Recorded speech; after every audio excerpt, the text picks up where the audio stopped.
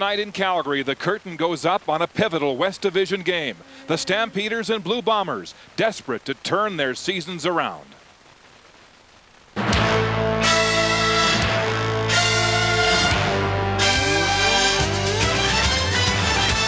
Growing concern in Calgary after the Stampeders snatched defeat from the jaws of victory. The last-second loss in Ottawa has cost offensive coordinator John Jenkins his job. Now, Calgary will have to start all over with more than just a passing fancy and find a way to stop the losing slide at 5. The Winnipeg Blue Bombers are another team in disarray. An offense with star players who have failed to perform, coupled with a defense that has been burned by the pass and plays the run on its heels. The result, mounting losses and growing frustration. Winnipeg comes to Calgary as both teams seek a reversal of fortune.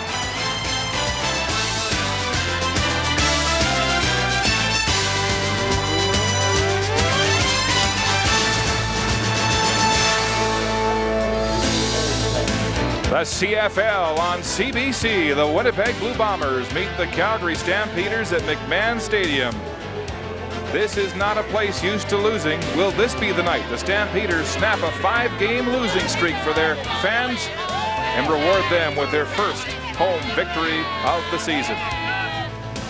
As we come to the broadcast booth at McMahon Stadium, hi everybody, I'm Mark Lee along with Chris Walby.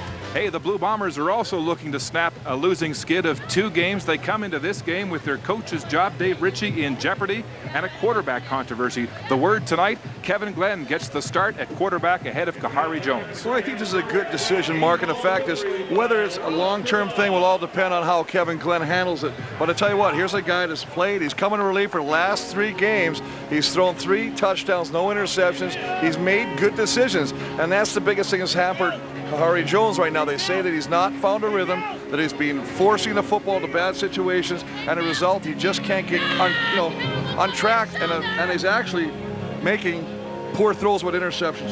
So Kevin Glenn gets the start after coming off the bench for Jones the last 3 games. For Calgary, Tommy Jones, the rookie, gets his second career CFL start amid this situation. His offensive coordinator, John Jenkins, gone. Matt Dunnigan now calling the plays. And you know what, talking to him, he's very excited about the fact that they're going to actually run the football. They'll take a little pressure off the rookie. The fact is now he's going to sit back. He doesn't have to worry about getting blindsided when he's running that run and shoot offense from the backside. He can sit back there. He can look over the entire football field. He feels that'll make him a better quarterback, and he thinks he can lead the Stampeders to a victory today because of that. Well, this offense, Jones moving it between the 20s last week against Ottawa, but failing to convert. We'll see what he can do tonight against a porous Winnipeg secondary. How about your game notes? Well, I think you have to do something special for Winnipeg right now, and that means for offense, it's all about red zone. They had 6 opportunities last week, only 5 field goals. You've got to start scoring some touchdowns to win the big, important football games. And on defense, secondary, you got to play smarter. You can't bite on the quarterback. He looks you off. You got to stay there, and you got to be a lot more physical. Edmonton really had their way with their secondary last week and their victory. On the other side, ladies and gentlemen, the running game. Nothing fancy here. You're just going to see Ike carry the ball, Reggie Ball carry the football, and I think it's very important for them to run to be successful tonight. And on defense, you know what? You can't give up the big play. Every game that Stampeders have played, they've given up at least one big play, and it's hurt them. Calgary's big sky has cleared nicely for tonight's football game, but it's cool. It feels like October. 16 degrees, the breeze out of the northeast at 22 kilometers per hour, but it's clear after a torrential downpour earlier today in a big West Division matchup. There's Dave Ritchie, the embattled head coach of the Winnipeg Blue Bombers, under pressure that he must win tonight or he could very well be fired. On the Calgary bench, Matt Dunnigan, after firing his offensive coordinator John Jenkins, has taken control of the Calgary playbook and overhauled that pass-happy run-and-shoot offense led by fired, deposed offensive coordinator John Jenkins. So the old quarterback who called his own plays in 13 of 14 seasons, calling the plays tonight as Troy Westwood, the number 2 kicker in the CFL this season, gets set to kick it off here at McMahon Stadium tonight. A crucial game for both teams. Stampeders on a 5-game losing streak, yet to win at home, and Winnipeg on a 2-game skid after allowing more than 40 points against in consecutive losses to the BC Lions and the Edmonton Eskimos. Wayne McGarity is the man to return this opening kickoff for the Calgary Stampeders. He is a threat to score on every special teams play for Calgary. Play is whistled in, and we're underway tonight at McMahon Stadium. McGarity beginning this return at his own 15-yard line. Cuts across the field, breaks a tackle now for open field. And he's brought down by Kamal Peterson on special teams, but decent field position on a 19-yard return. The Calgary Stampeders. And that is a nice tackle in the open field by Peterson. For if he doesn't make that play, McGarity has got a lot of room to romp down that sideline. Tommy Jones in his second CFL start. Matt Dunnigan saying yesterday his poise belies his inexperience as a professional quarterback. Chris, he started one game in his senior year at Indiana, spent some time on special teams, and then was injured for the rest of the season. But here he is trying to make a name for himself in the Canadian Football League. First down, Calgary. It's play action on their first offensive play. Jones going deep. It's a jump ball. It's dropped. Lucio Sanford had the ball in coverage by Marcus Howell, but couldn't bring it in as we check the offensive lineup. Well, they don't run much, but they run a little play action as we take a look at the offensive lineup. Reginald Jones with a second start. Victor Reich could be prominent today running the football. The receiving crew, McGarity, Sanford, Montana. Ted Alford getting his second start of the season at wide receiver. And an offensive line anchored by Didman and Jamie Crysdale playing in his 194th consecutive football game. Tommy Jones missing his #1 receiver tonight. Albert Connell not playing after aggravating a thigh injury. It is 2nd and 10. Calgary, and the play is whistled down at the line of scrimmage. And it looked like Jones didn't get the snap off, Chris, before his 20 seconds.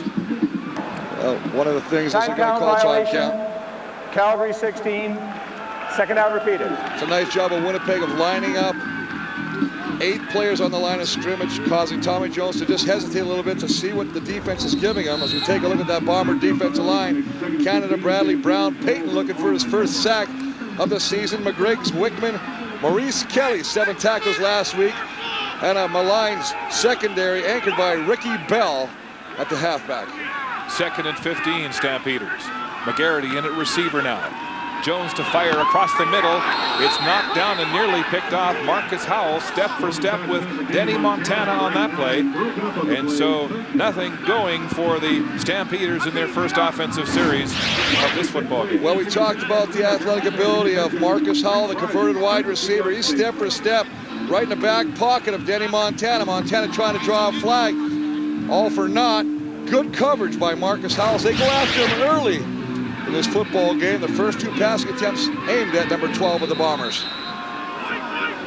Charles Hebert with a 43.2-yard average this year, set to punt for Calgary. And he hits a line drive spiral that goes over the shoulder of Stokes. He drops the football at the 30. Now he's got it up the sideline in front of his own bench, and he's driven out of bounds. Remember, it was fumbled kicks in the Grey Cup that really hurt the Alouettes a year ago and cost him his job in Montreal. Kevin Glenn gets the start at quarterback tonight after coming off the bench in the past 3 weeks for Kahari Jones. His first start as a Blue Bomber quarterback. As a starter in Saskatchewan, a 500 record, Chris, at 5-5, and 3 of those wins in his rookie season with a football team in Saskatchewan at that time, which was not very good. So Dave Ritchie going with his backup tonight to start this game. They'll go on the ground. Charles Roberts is hit hard at the line of scrimmage by Nate Terry as we check the Winnipeg lineup on offense. Well, as you said, obviously the newcomer Kevin Glenn getting a starting quarterback. Charles Roberts, the man that can make it happen at running back. Miller, the fullback. A good receiving crew. Dropping too many balls, though. Gordon, Peterson, Stegall. And an offensive line that really has to come to play tonight, anchored by Elwin Neby at center. The loss was 1 on the carry by Roberts. 2nd and 11 in the shotgun. Glenn steps up. He hits Milt Stegall for a big first down across center field. So the Bombers move the yardsticks And this man who set a CFL record 2 years ago with 23 touchdowns gets in the game early. Well, it all starts with the protection, but Stiegel recognizes his own coverage. It sits right down. Kevin Glenn, quick read, quick delivery, and that's exactly what you got to do against this aggressive Calgary defense. Winnipeg in a no-huddle offense on their first offensive series. The plays being called on the sidelines by offensive coordinator R.D. Lancaster. Here's Charles Roberts around the corner and hit hard at the Calgary 40-yard line by Joey Boise. Well, Boise with the tackle, but an aggressive defense the Stampeders have, anchored by the star rush end, Joe Fleming, Napastic, Antoine Young. What a game last week. Cole, Grace, Clark, two great middle linebackers. How about George White? And a secondary, Bose, Lysek back at safety after missing last week. Roberts with 11 yards on the carry and another Winnipeg first down. The pitch this side to the wide side. Roberts turning, and he's hauled down. Ryan Clark, the former Blue Bomber, in his first game against his old team, making the tackle there with some help from Scott Coe, the University of Manitoba product.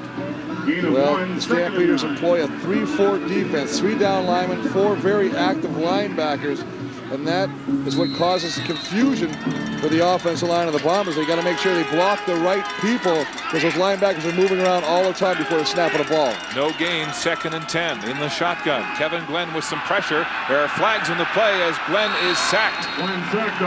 Napastic, Sheldon Napastic, up the middle to haul down the Blue Bomber quarterback. But there are flags. Well, Napastic drew the flag, but Joe Fleming thought he was in there pretty early. Winnipeg 62, penalties decline. They're going to call 3rd down. Right tackle, Dan Getve. He's working against Joe Fleming. Right at the bottom right here. Let's take a look as we run this play. Just gets around, tries to grab, pull him around the outside of Kevin Glenn, but good penetration in the middle by Sheldon Napastic, who just turned 30 last Thursday. Happy birthday belated to you. A promising Bomber drive stalls in Stampeder territory as John Ryan gets set to punt. He's coming off his best game of the year last week, a 51.4-yard average. Overall, just shy of 42. This play will be blown down as Milo Lewis apparently moved early. Well, Milo got there before the ball got there, and he definitely jumped, and it's not really going to change the situation much. It may cause Troy Westwood to come out and try a field goal as they pick up 5 yards on that. Puts the ball at the 40-yard line, makes it about a 47-yard attempt. And that is Westwood's longest field goal so far this season, 47 yards. He has kicked 80% of his field goals through the uprights this season, and this attempt will be exactly 47 yards. He's really done a good job kicking field goals this year, Mark, since he's only had to concentrate on that aspect. Look at the 48. The ball is up. Wide right.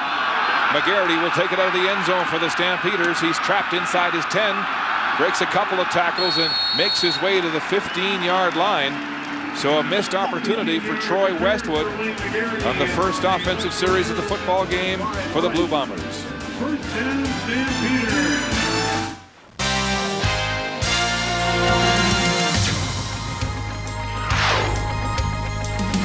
The CFL. Back in Calgary, head coach and general manager Matt Dunnigan calling the plays on offense tonight for the Stampeders after the turmoil that saw him sack his offensive coordinator John Jenkins this week. Well, they keep tacking on new nameplates on his office door. Now they got offensive coordinator on there as well. Quarterback coach, GM, head coach. Running out a door. Chief bottle washer. As Tommy Jones gets set to go to work on his second offensive series with tough field position. Ball spotted at the Calgary 15-yard line.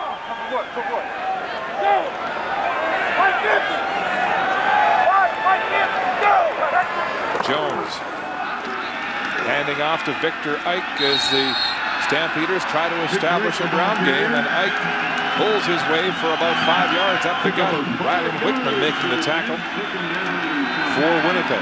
It's exactly what you got to do, is get Victor Ike involved in this football game as a running threat. It'll make this offensive line much better because now they won't have to sit back in a pass pro set the whole game. They'll be able to be aggressive and come out and attack the Bomber defense. Victor Ike with a 3.3-yard average coming into this game. It is 2nd and 5. Passing situation, flags are down. The look-in pass is complete to Nick Lewis, the rookie. Close to a first down, but flags everywhere. Flags down. They do a little quick hot pattern, recognizing a blitz. Marcel Smith in as a nickel back. They're going to go against Winnipeg with the offside call, I believe.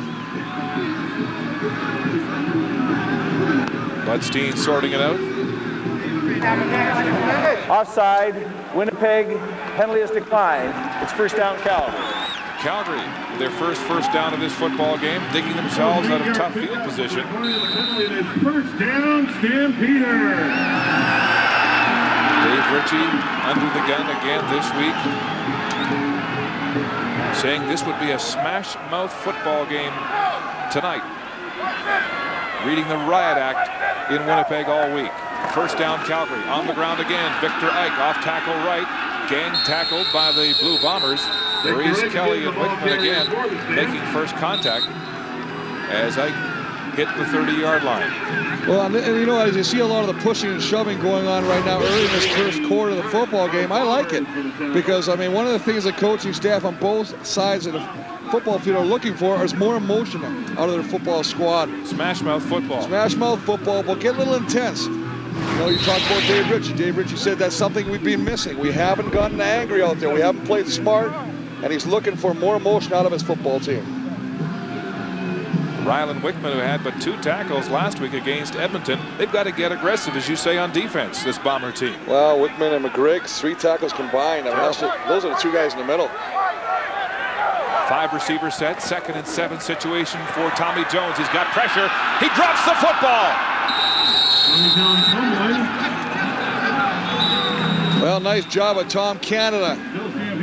Coming from the short side, the weak side in, getting around the protection.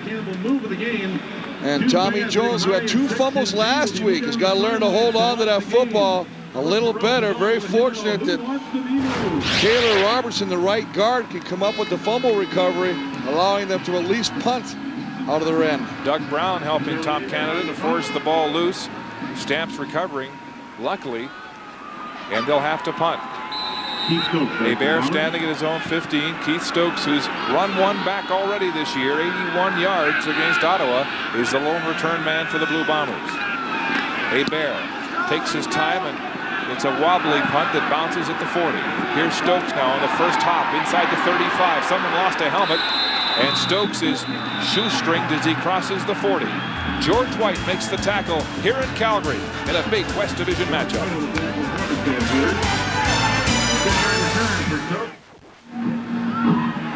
Dave Ritchie's future may well depend on his players' performance tonight. They've let him down this year. He's called on them to respond this evening.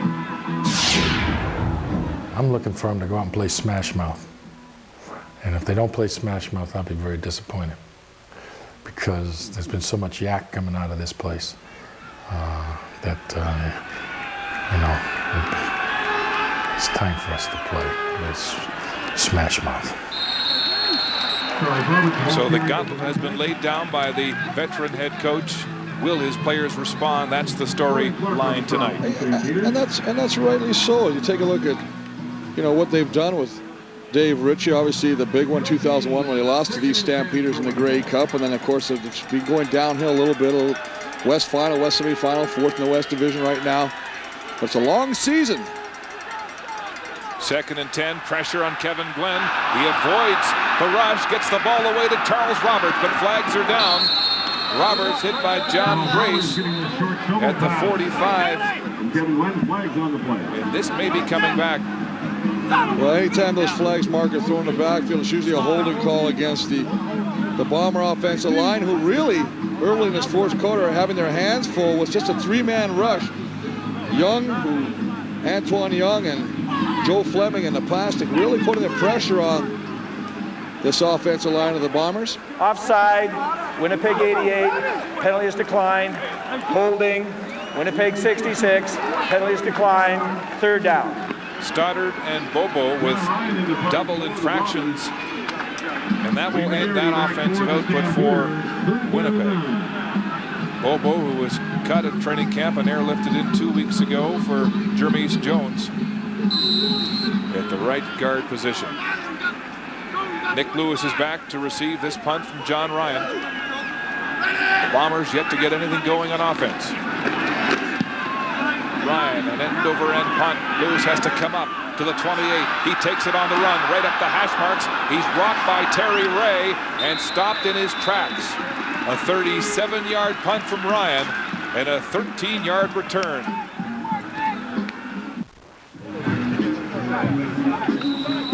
Nick Lewis has been one of the bright spots in this Calgary offense. The rookie out of Southern Arkansas, the #2 receiver right now, but he gets walloped here. Well, you see Terry Ray, the starting safety ex-linebacker, coming up and laying a good hit on him. First down, Calgary. Tommy Jones with time. Fires off the chest and incomplete. We need those Ted Alford should have made the catch there. Punt, be ready. Punt, be Ted ready. Alford, who hasn't played since July against Saskatchewan, but I tell you what, you know what they say, you got to make the most of your opportunities. Albert Connell's out. He gets an opportunity to step in. That's right there between the 8 and the 0. He's got to come up with that catch to keep that drive alive and allow them to move that football out of their side of the football field. So second down and 10 for Tommy Jones. Alford, the journeyman CFLer, back from the Arena League. Playing in place of Albert Connell, the injured receiver tonight. Second down, here comes the Winnipeg blitz.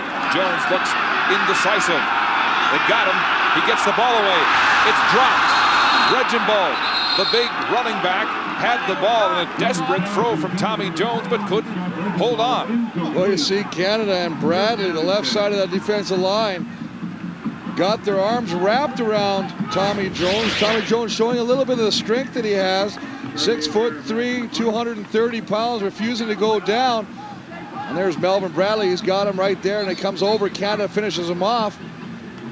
But Tommy Jones still got the presence of mind to deliver that football. And we saw earlier Ted Alford dropping the football. Now Reginald does the same thing, and this is not helping this football club. Not Tommy Jones in his second CFL start, let down here on 2 drops, ending this series. Hebert with the punt, hits it hard. Stokes misjudges it, has to backpedal momentarily. Across the 35, high stepping, hits a tackle and then is cut down, drops the football at the 40.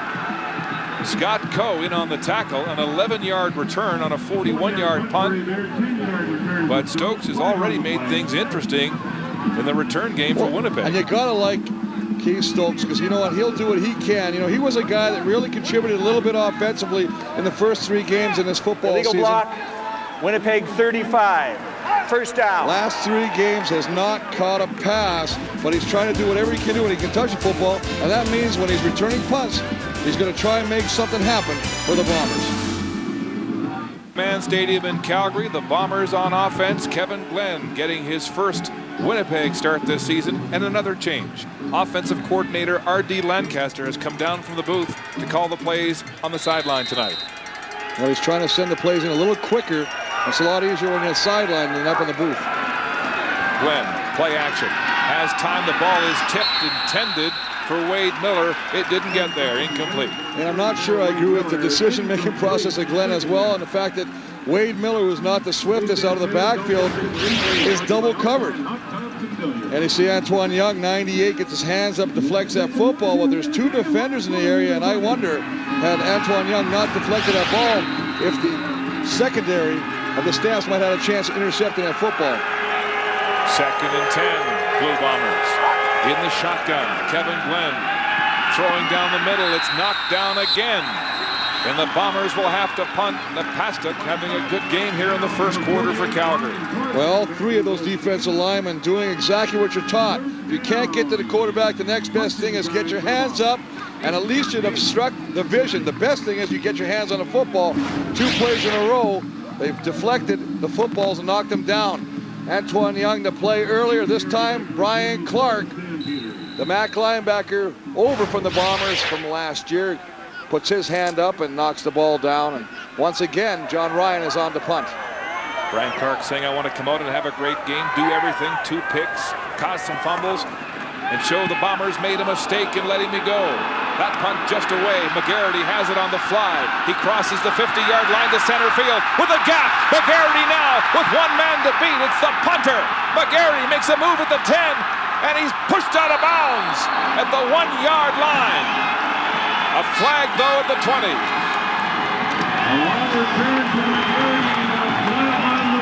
Well, Wayne McGarity showing why he's so electrifying as a punt returner. Great change of direction. He busts through the initial cover team, gets into the open space, and John Ryan, got to give him credit. Is it all for naught, though, Chris? Sorry to interrupt. Is it all for naught here? Did they get to the foul. kicker? Roughing the kicker. Winnipeg 44. First down. Robertson roughing John Ryan, and that electrifying play is nullified. Well, John Ryan trying to get the ball up. You can see Wes Robinson just trying to go in action. He didn't hit him. He actually tried to pull up on that and actually just put his hand around. That is kind of that's a bad call. You got to call. That is a cheap call. First down, Blue Bombers. They'll get the ball at the 45-yard line after the roughing the kicker penalty to Calgary. Glenn, short drop, fires it nowhere into open space. Kamal Peterson appeared to be the intended receiver, but he turned his route up the hash marks. Well, both receivers looking downfield on that side of the field, and that's Kamal Peterson and Reggie Jones. Both of them not even looking back toward the quarterback, expecting the football. That obviously tells me that there's a lack of communication with the quarterback and the receiver, which sometimes happens when you got a new quarterback. But remember, Kevin Glenn has taken a lot of the reps this week. That's something you got to correct quickly. 2nd and 10. Kevin Glenn dumps the screen to Charles Roberts. Roberts tries to get outside, and Milo Lewis is there, the former Bomber, to get his ex-teammate. Well, Milo Lewis really does a wonderful job, and what he does, more importantly, he also makes a tackle, but he goes to the outside. Now, Charles Roberts, this is set up nice, little screen pass. He wants to go to the outside, but 25 refuses to allow him to get outside of his shoulder, forces him back in, where at least if he doesn't make the play, the rest of his teammates can. Roberts coming off his best season 1 year ago, more than 1,500 yards rushing, the CFL's leading rusher. So John Ryan to punt again, just 37 yards in his first offering of this football game. Nicholas Lewis, the lone man back for Calgary. Ryan gets a beautiful punt deep to Lewis at his own 17. Nick Lewis makes one move and then is caught by a host of Bomber tacklers. A 14-yard return as Calgary goes on offense. Albert Connell out of this football game at receiver for Calgary because of that thigh injury. Nick Lewis, the rookie out of Southern Arkansas, is their leading receiver here tonight with 373 yards and 2 touchdowns so far in his rookie season. As the rookie quarterback, Tommy Jones goes to work at his own 30. Jones, play action now, buying himself all kinds of time into the flat. It's complete to Denny Montana, who turns it upfield for a Calgary first down. You know, you just can't cheat. I know that you want to try and make things happen. Marcus Howard is playing the wide side corner. First off, way too much time. Tommy Jones sitting back there all day to throw the football. He looks inside. Now, when he looks inside, Marcus Howell and Maurice Kelly both cheat to the inside receiver, allowing the receiver on the outside to be wide open and pick up a first down. Montana, the 9-year veteran out of Concordia, with a 17-yard gain and a big Calgary first down. Jones handing off out of the shotgun. Victor Ike up the gut, and it's tough sledding. Lamar McGriggs in on the tackle for the Blue Bombers. Victor Ike really hasn't had much of a college career in the States, Chris, but as a track and field athlete in high school, he ran a 10:22 in the 100 meters. That's close to qualifying for the Olympic Games. That's pretty fast. Well, he's got some definite speed, but they just want to give him the ball a few more times than 8 times a game to see what he can do. And so far here tonight, he's getting the ball up the middle, not getting outside much to show that speed. Gain of 5, 2nd and 5 Calgary. Quick pass across the middle. It's complete. Ted Alford. And it looks like he's shaken up after the catch. Alford making up for the drop. Will make his way back to the huddle. The gain is 19 and another first down. Well, they're bringing the blitz, and Tommy Jones recognizes that, and so does Ted Alford, his 5-year veteran. Cuts it into the middle. Tommy Jones delivers the football. He gets some separation from Marcus Howell and picks up a big first down. We'll see what happens when he comes off, and hopefully that's not too serious as he took himself out of the football game after that catch.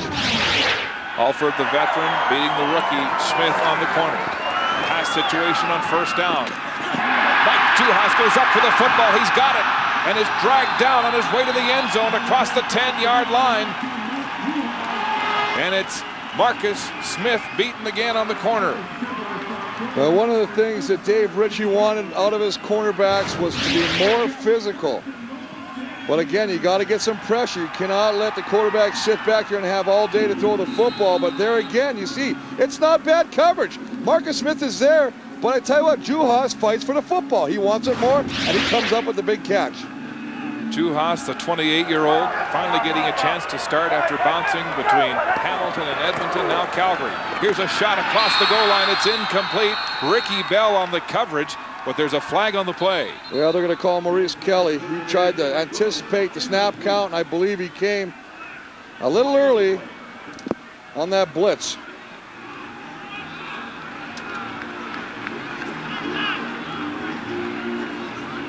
Stampeders threatening here to go on the scoreboard first, the dying seconds of this first quarter. Offside. Winnipeg 44. First down repeated. Tom Canada after a tremendous effort by the secondary. And so it's first down repeated. They're calling Tom Canada, but actually it was the blitzing linebacker who came up the middle trying to time that.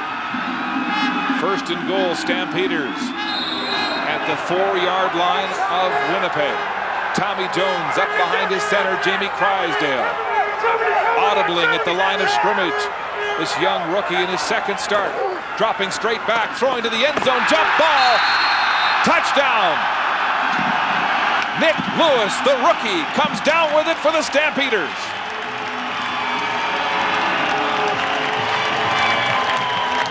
Well, Nick Lewis goes up over the back judge, number 39 Redicop, and beats Ryland Wickman, the middle linebacker, is trying to supply the coverage. Just a little slanting, little hot pattern to the goal line.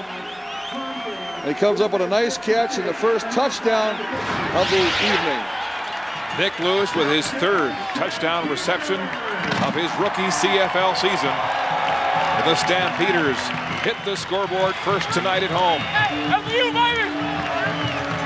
The young man out of Southern Arkansas. Hey, we're going to work this.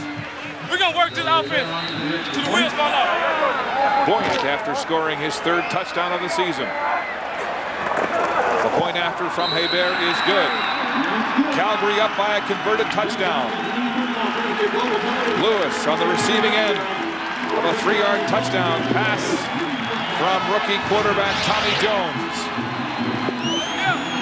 Well, just a nice job, a little hot pattern just coming from the outside, right underneath the goalpost. And I don't know if Ronald Wickman got caught up with the referee on the line of scrimmage there. Number 39, Redicop, he goes over them.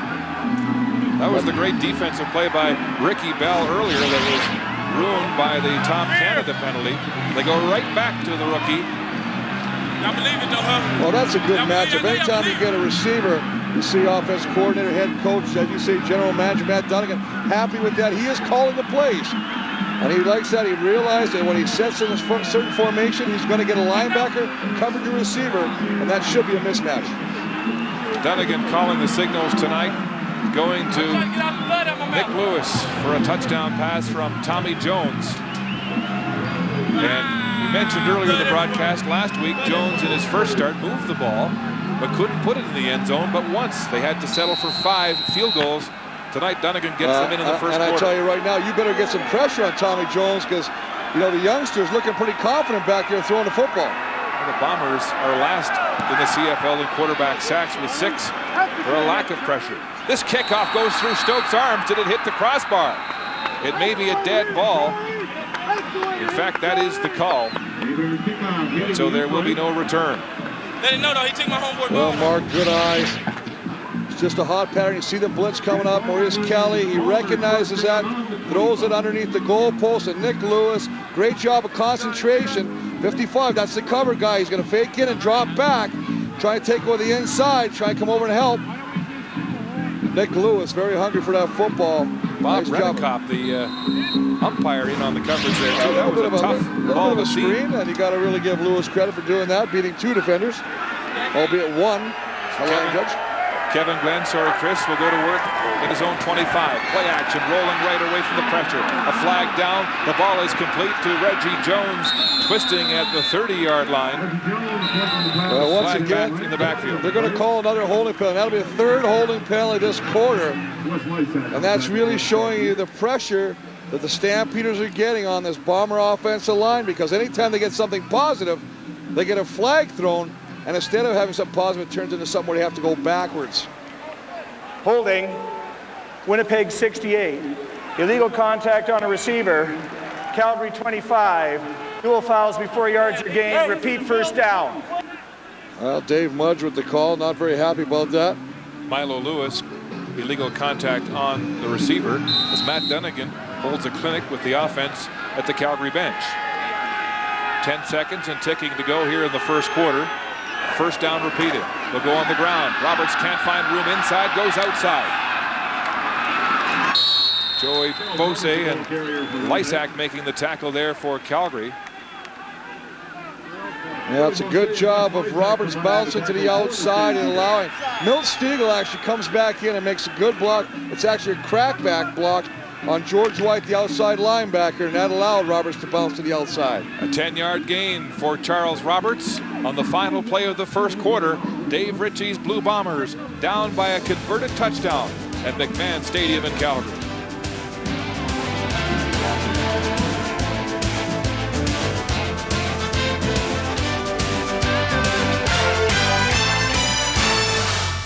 West Division matchup. Stampeders with a 7-0 lead on the Nick Lewis touchdown catch from Tommy Jones.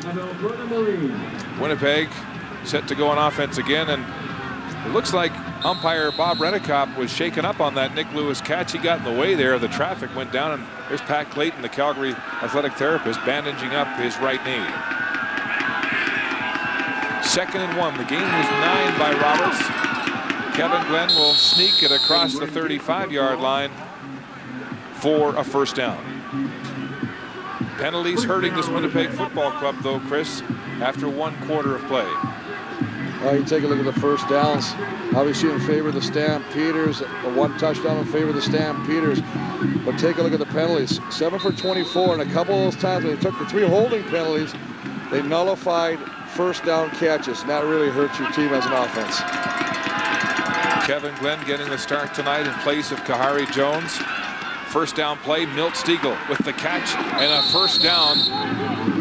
His 2nd big catch of this football game. It's been a quiet year for Milt Stiegel, Chris. You know, and he's getting single coverage, but I think because of the respect he gets, sometimes the quarterbacks they don't look at him as much as they used to. You take a look at his touchdown catches the last 4 seasons. 15 last year, of course, that great year in 2002. 23 CFL record, most outstanding player in the CFL that year. Just won this year against Ottawa in the dying seconds. First down, Blue Bombers. Glenn on the ground. Charles Roberts hits and rolls off a tackle, straight arming at center field, and finally hauled down. Bose making the tackle, filling from the secondary position for Calgary. This will be a big gain on the play of 8 yards. Well, you know, Charles Roberts is only listed at 5'6", but he hits this hole like a much bigger man. I mean, he gets hit, bounces around, shoulders are always square, always knows where he is, always going north-south, making things happen. Roberts coming into the game with a 4.7-yard average.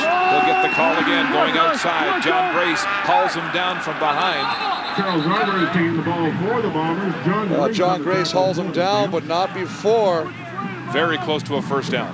Charles Roberts almost gets that first down. It all depends on where they mark this football. At worst, it'll be a 3rd and very short.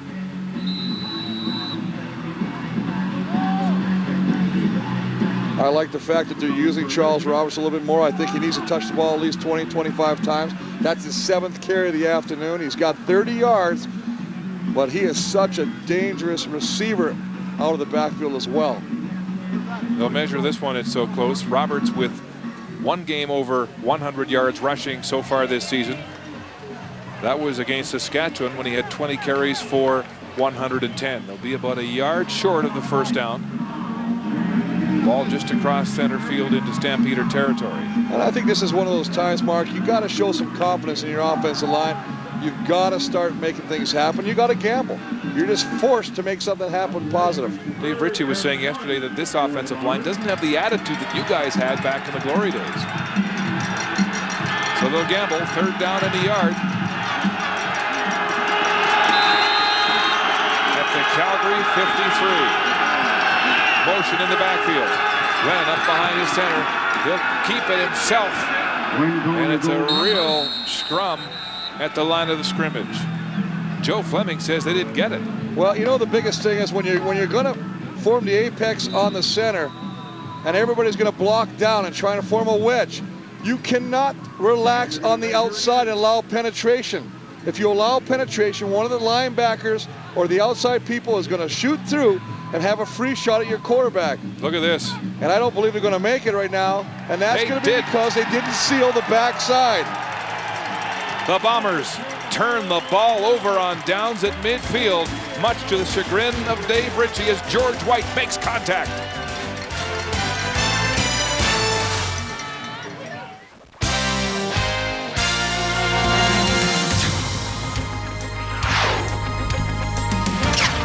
What do you think of Big Chief's beef jerky? Dave Ritchie, the Winnipeg head coach, with his head down, can't bear to look after Kevin Glenn was stopped on the third down gamble. Well, two things here. First off, Mudgey's got to come inside here. Roberts, you got to come up here and block inside, not allowing the penetration by the defenders. Now watch what happens as we roll it. Mudge lets the inside guy go, and Roberts just stands back there. Now you got to get up on the line of scrimmage, and you've got to hit George White. George White gets in and makes that play, causes them not to pick it up. May have been a bad mark. Who can say now? It doesn't matter. Calgary with their best start on offense in this football game at their own 53. Tommy Jones across the middle. It's Nick Lewis, the rookie, breaking a tackle and down the sideline. Lewis with speed, finally forced out of bounds by Marcus Howell at about the 15-yard line. Wow.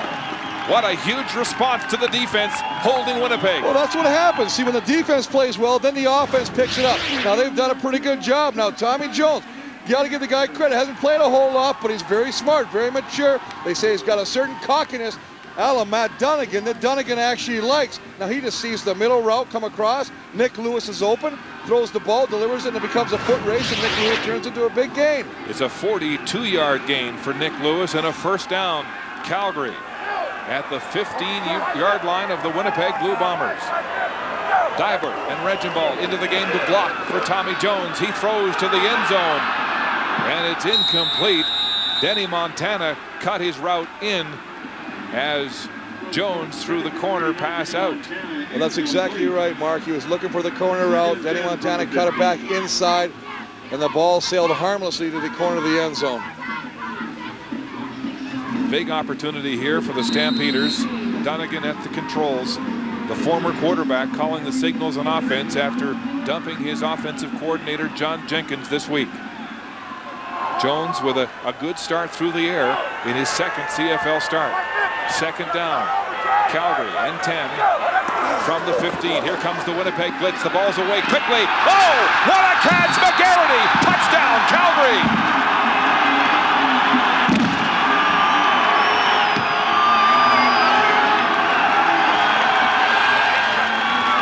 McGarity with his first touchdown of the season, and it's a beauty. Well, McGarity, this is called no fear. Catching that ball, realizing you're going to take a hit and hanging on to the football. Just a nice job of going down the middle of the field, cutting it back to the corner. Marcus Smith lays a licking on him, but he hangs on to the football, and as you say, his first touchdown of the year, and he's got reason to celebrate. Wayne McGarity, he's not a big man at 5'8", 190, and he took a shot instantaneously as he made the catch in the end zone from Marcus Smith, and the Stampeders have a 14-0 lead. Don Whitman and Tracy Austin with the coverage along with Doug Dirks. Stampeders kick it off after a dramatic Wayne McGarity touchdown. It's Keith Stokes at his own 15. Stokes looking for a seam. Tremendous kickoff cover as the Stampeders swarm him at the 25-yard line. A 64-yard kickoff, an 18-yard return as McGarity savors his touchdown. McGarity celebrating his first touchdown of the season.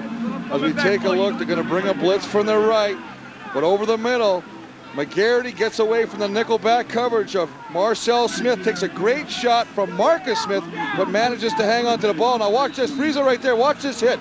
He picks up 2 guys on the blitz, and that allows Tremendous. Tommy Jones the time to find McGarity in the end zone. McGarity looks like he's rebolting his face mask on the sideline after taking that hit. What a catch. Here's a pass to Charles Roberts. And he's stopped shy of the 35-yard line for a 6-yard gain. Roberts has been the lone bright spot on the Bomber offense, yet to score tonight, Chris. Well, you know what? You haven't seen him really go deep yet. That's one thing I'm surprised. The Bomber teams of old used to strike deep and at least put a little fear in the secondary of whoever they're playing. So far, I haven't seen one deep ball. I haven't seen Reggie Jones. I haven't seen Robert Gordon yet. 2nd down and 4, Winnipeg. Crowd trying to make some noise here. McMahon. Time now. Glenn pumps. Now he throws deep downfield. Jones incomplete. What defense? Nate Terry makes the breakup at the last minute with a reach. Well, Nate Terry and Wes Lysak, the safety, coming over. We just talked about the fact they haven't gone deep. You know what? You got to take your chances. I like the fact that Kevin Glenn went deep, tried to get the ball to Milt Stegall. Good coverage by Wes Lysak, or that's Reggie Jones, excuse me. But that's good coverage, as you say, by Nate Terry and Wes Lysak on the speedster, Reggie Jones. Well, the Bombers have to punt again. John Ryan awaiting the snap. Nick Lewis back for Calgary, standing at his own 27. Here comes the rush, and that was close. Lewis on the fly. Hit hard as he crosses the 45-yard line. A 12-yard return as the Stamps go back on offense. Back in Calgary, the Stampeders back in offense with good field position. It's Scott Dybert with a head of steam. Oh, high-stepping his way to a big first down into Winnipeg territory. Scott Dybert. Well, it's just a situation right now where really, as you see Kahari Jones warming up, you wondered if he was going to come back in this football game, the way this offense has been unable to perform. But Scott Dybert getting an opportunity to carry the football. He's only carried it 3 times prior to that, and he busts off a nice run off the right side of that offensive line. 16-yard carry as the Stampeders inject the run game into this pass-happy offense. And a big first down there by Dybert. On the ground again.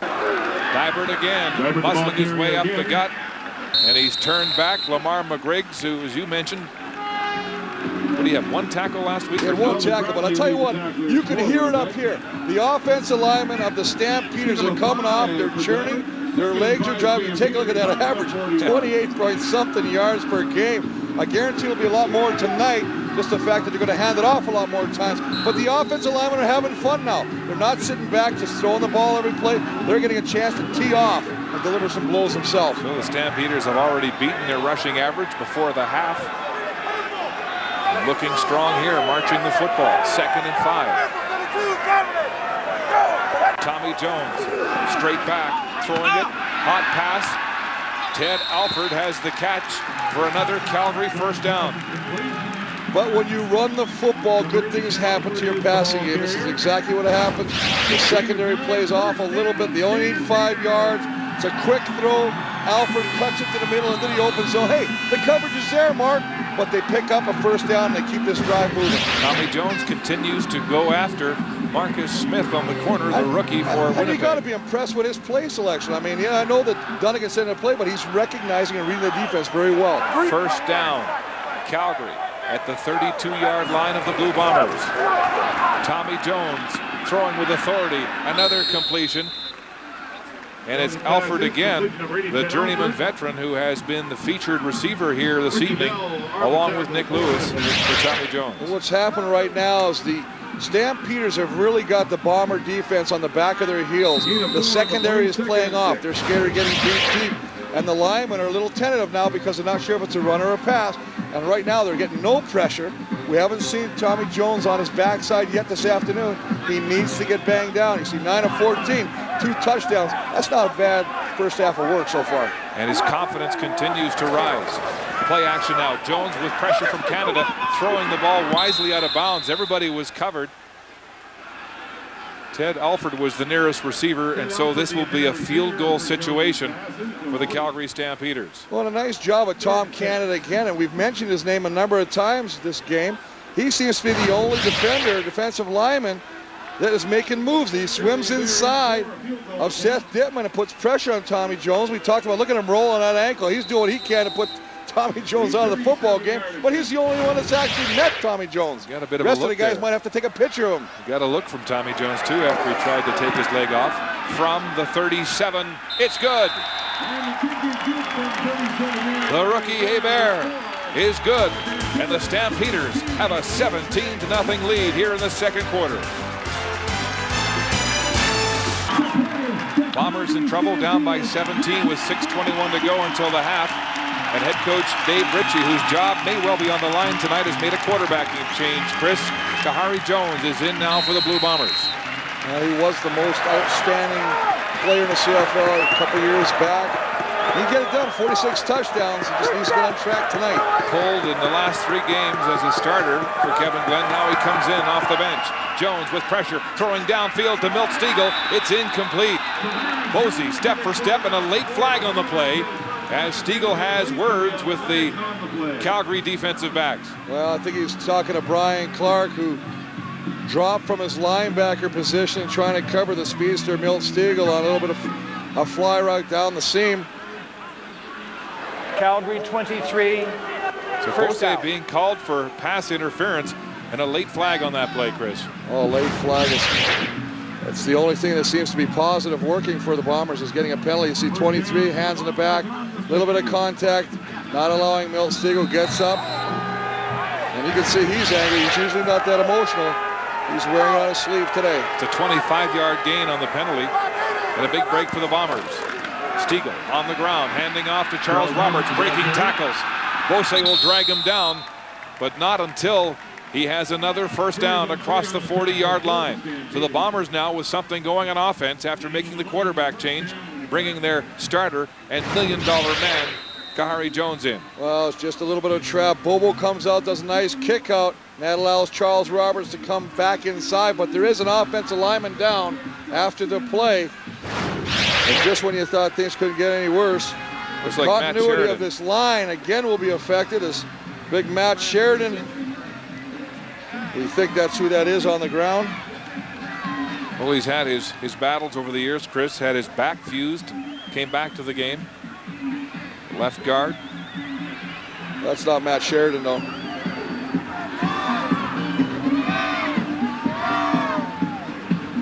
Now they've got Corey Annette working at center, so that's got to be Dan Getve down. I would think it's not Matt Sheridan. Matt Sheridan doesn't have that much hair.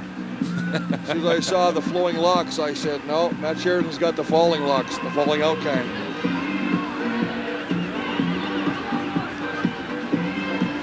There's Matt Sheridan right there, number 54.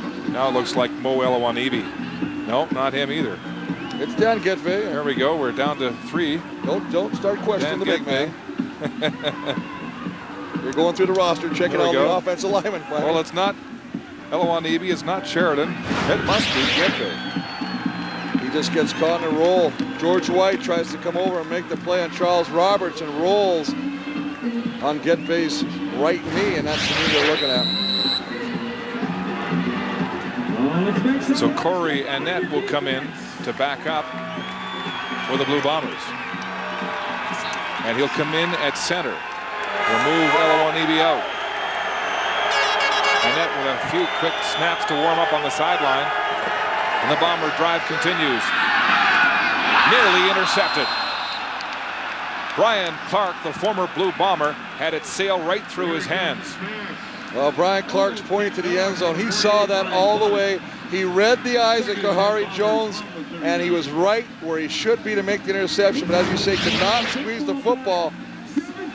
He just breaks on it. It's right there. He's got his hands on it. He's looking down toward the end zone. He just can't squeeze it. And boy, he will think about that all evening.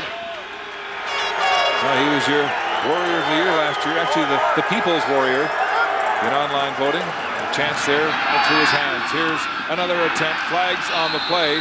The pass from Jones intended for Kamal Peterson, incomplete. And you know, one of the things we have to talk about now because of the injury to Getve is when you have to make that many changes on the offensive line, sometimes things happen. A penalty is thrown right now. I believe it'll be another holding penalty as the officials get together. It's definitely against Winnipeg, maybe offsetting as they point both ways. But the fact is now you got Mo Illegal use of hands to the head. Winnipeg 64. Forward pass interference. Calgary number 30. Offsetting dual fouls. Repeat, second down. But you got a center, Mo Elwanibi, now moving out to the tackle position. I mean, he's basically over here. Here he is at the left side.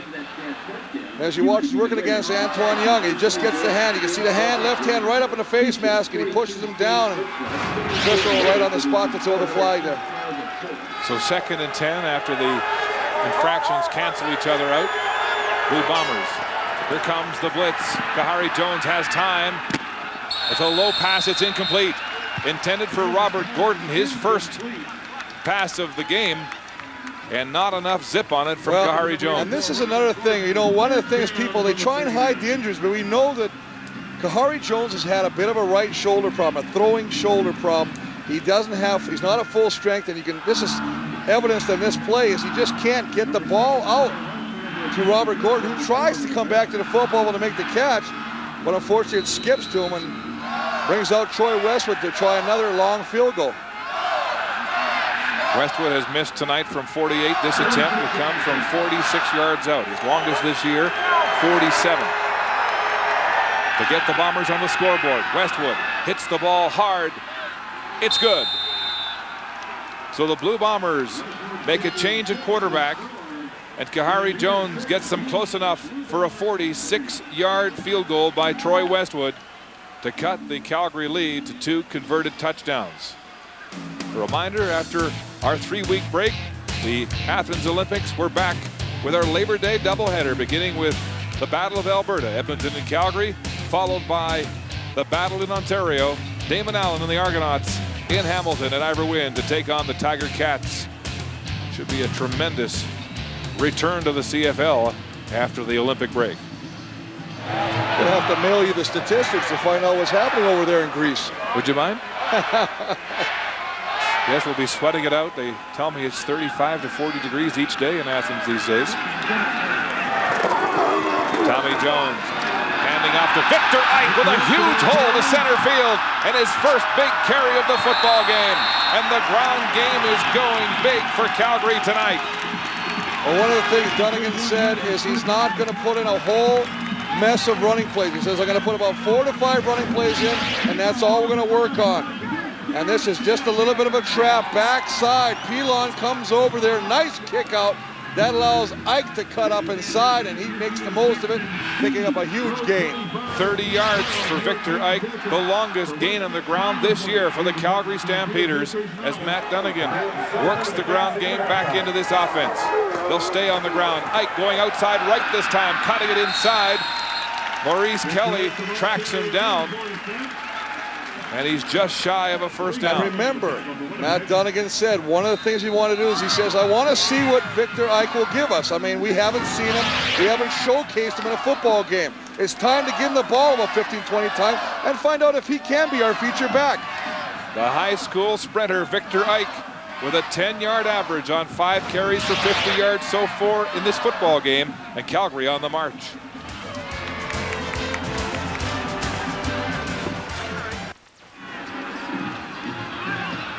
The 3-minute warning complete. The Stampeders moving the ball again on offense.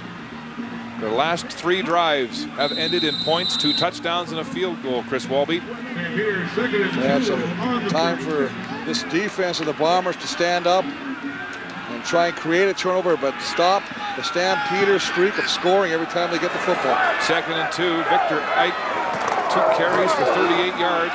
Reginbald now gets the call up the gut, and he'll have the Calgary first down with 2:41 to go until halftime. And again, a nice play selection. Sending in the call to Tommy Jones. Victor Ike just leaving the backfield, pulling one of the linebackers out to cover him, and they do a quick hit up the middle with Reginbald, who picks up the first down. You played with Matt Dunnigan as a quarterback. Can you tell us what's going through his mind as he calls the plays tonight? He calls the game as if he's in the huddle himself. He says, I want to put my quarterback in the best situation. He says, I want to get myself some rhythm. I want to get a rhythm myself. He feels if he can do that, he can translate it into the quarterback. First down, Stampeders. Here comes the Winnipeg blitz. The ball is away and incomplete.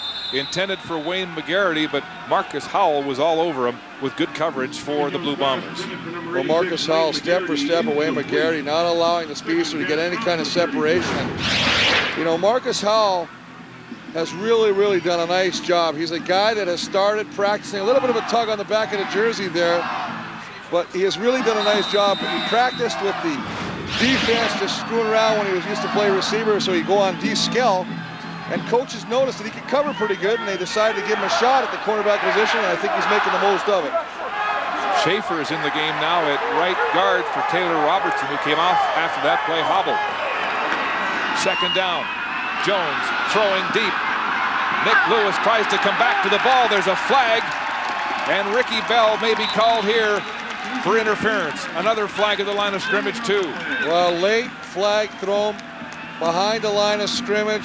Alfred Payton finally getting free of the blocker, getting a hit on Tommy Jones. It'll be interesting to see what they call on that one, but then again, another flag thrown near the goal line, Mark, as you say, and that'll probably go against defender Ricky Bell.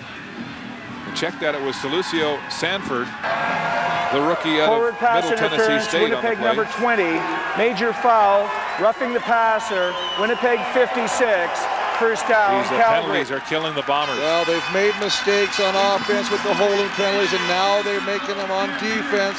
Another double penalty that'll move it to the 2-yard line, Mark, and you just can't win football games like this. It shows a lack of composure, and they shouldn't have this when you're fighting for your coach's life. No kidding. It is 1st and goal from the 1-yard line for the Calgary Stampeders. Winnipeg with 10 penalties already in the first half. Jones up behind Jamie Crysdale. He'll call his own number, leaping to the end zone. Touchdown, Calgary!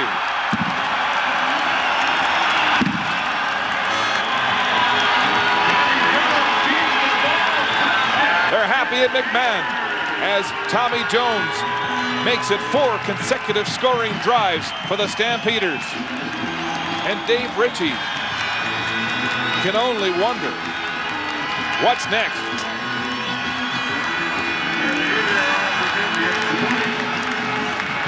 Well, Dave Ritchie just is at the point, we talked to him, he's so frustrated right now. He says, they've had the gun aimed at me for so long, it's time they just pull the trigger. Hebert with the convert, and the Stampeders reestablish a 24-3 lead here with 2:09 to go. They're standing at McMahon, hoping that this might be the night. Tommy Jones leads the Stamps to their first home victory as he gets his first rushing touchdown of his CFL career. Well, you can see there's Tommy Jones, and he's talking to Matt Dunnigan as we take a look from the side. The offensive line firing out. 6'3", Tommy Jones using his height to his advantage, diving over the line of scrimmage. And another touchdown, and as you say, restoring that lead. Boy, 24-3, with 2 minutes left in the first half. The Bombers have got to do something on offense to stop this onslaught. The kick deep. It's Stokes again with some speed up the hash marks, and then he's hammered. Andre Arlane making the tackle for the Stampeders as we join Mike Beauregard. Thanks very much, Mark. Dan Getfe is done for the night. He's damaged his left knee. They'll reevaluate him tomorrow. They don't know the extent of it right now. Also, offensive lineman Taylor Robertson for the Stamps has left the game on a cart. He's injured his left foot. So 2 O-linemen injured early. There goes the Calgary guard, Taylor Robertson, to the sick bay as Kahari Jones goes to work with his second offensive possession. Coming off the bench, play action, pressure, stepping up into the pocket. It's intercepted. No, he dropped it. George White had the ball and dropped it again. That's the second linebacker of the Stampeders has had an interception. The first one, Brian Clark in his hands. This one, right to George White, again between the 3 and the 8, and he just can't squeeze a football. Now that's a good thing for the Bombers because that's 2 plays. And again, it's a situation where he's trying to make something happen, and it's a bad decision. I think you got to start rolling out Kahari Jones. Can't sit him back in the pocket like that, like a pylon. That injured O-line, the change with the net at center, and Jones is getting a lot of pressure. Now he fires with authority, complete to Milt Stiegel, and Stiegel lunges for the first down. It's going to be very close. We'll see where they spot the ball, and it looks like he won't get the first down spot as they mark it at the 45. Well, then it'll be 3rd and short, but I think what you got to do, Kahari Jones, start getting those calls in and fast by R.D. Lancaster, the offensive coordinator. Maybe do a little hurry-up offense right now. Try to do something to offset the pressure the Stampeders are giving you defensively. Not allow them to get their defensive calls in. They'll be about 2 feet shy of the first down on that 3rd catch of the game for Milt Stiegel.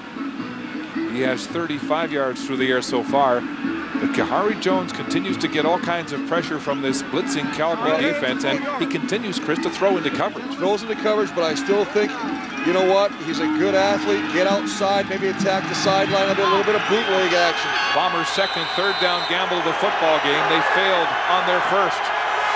Jones handing off.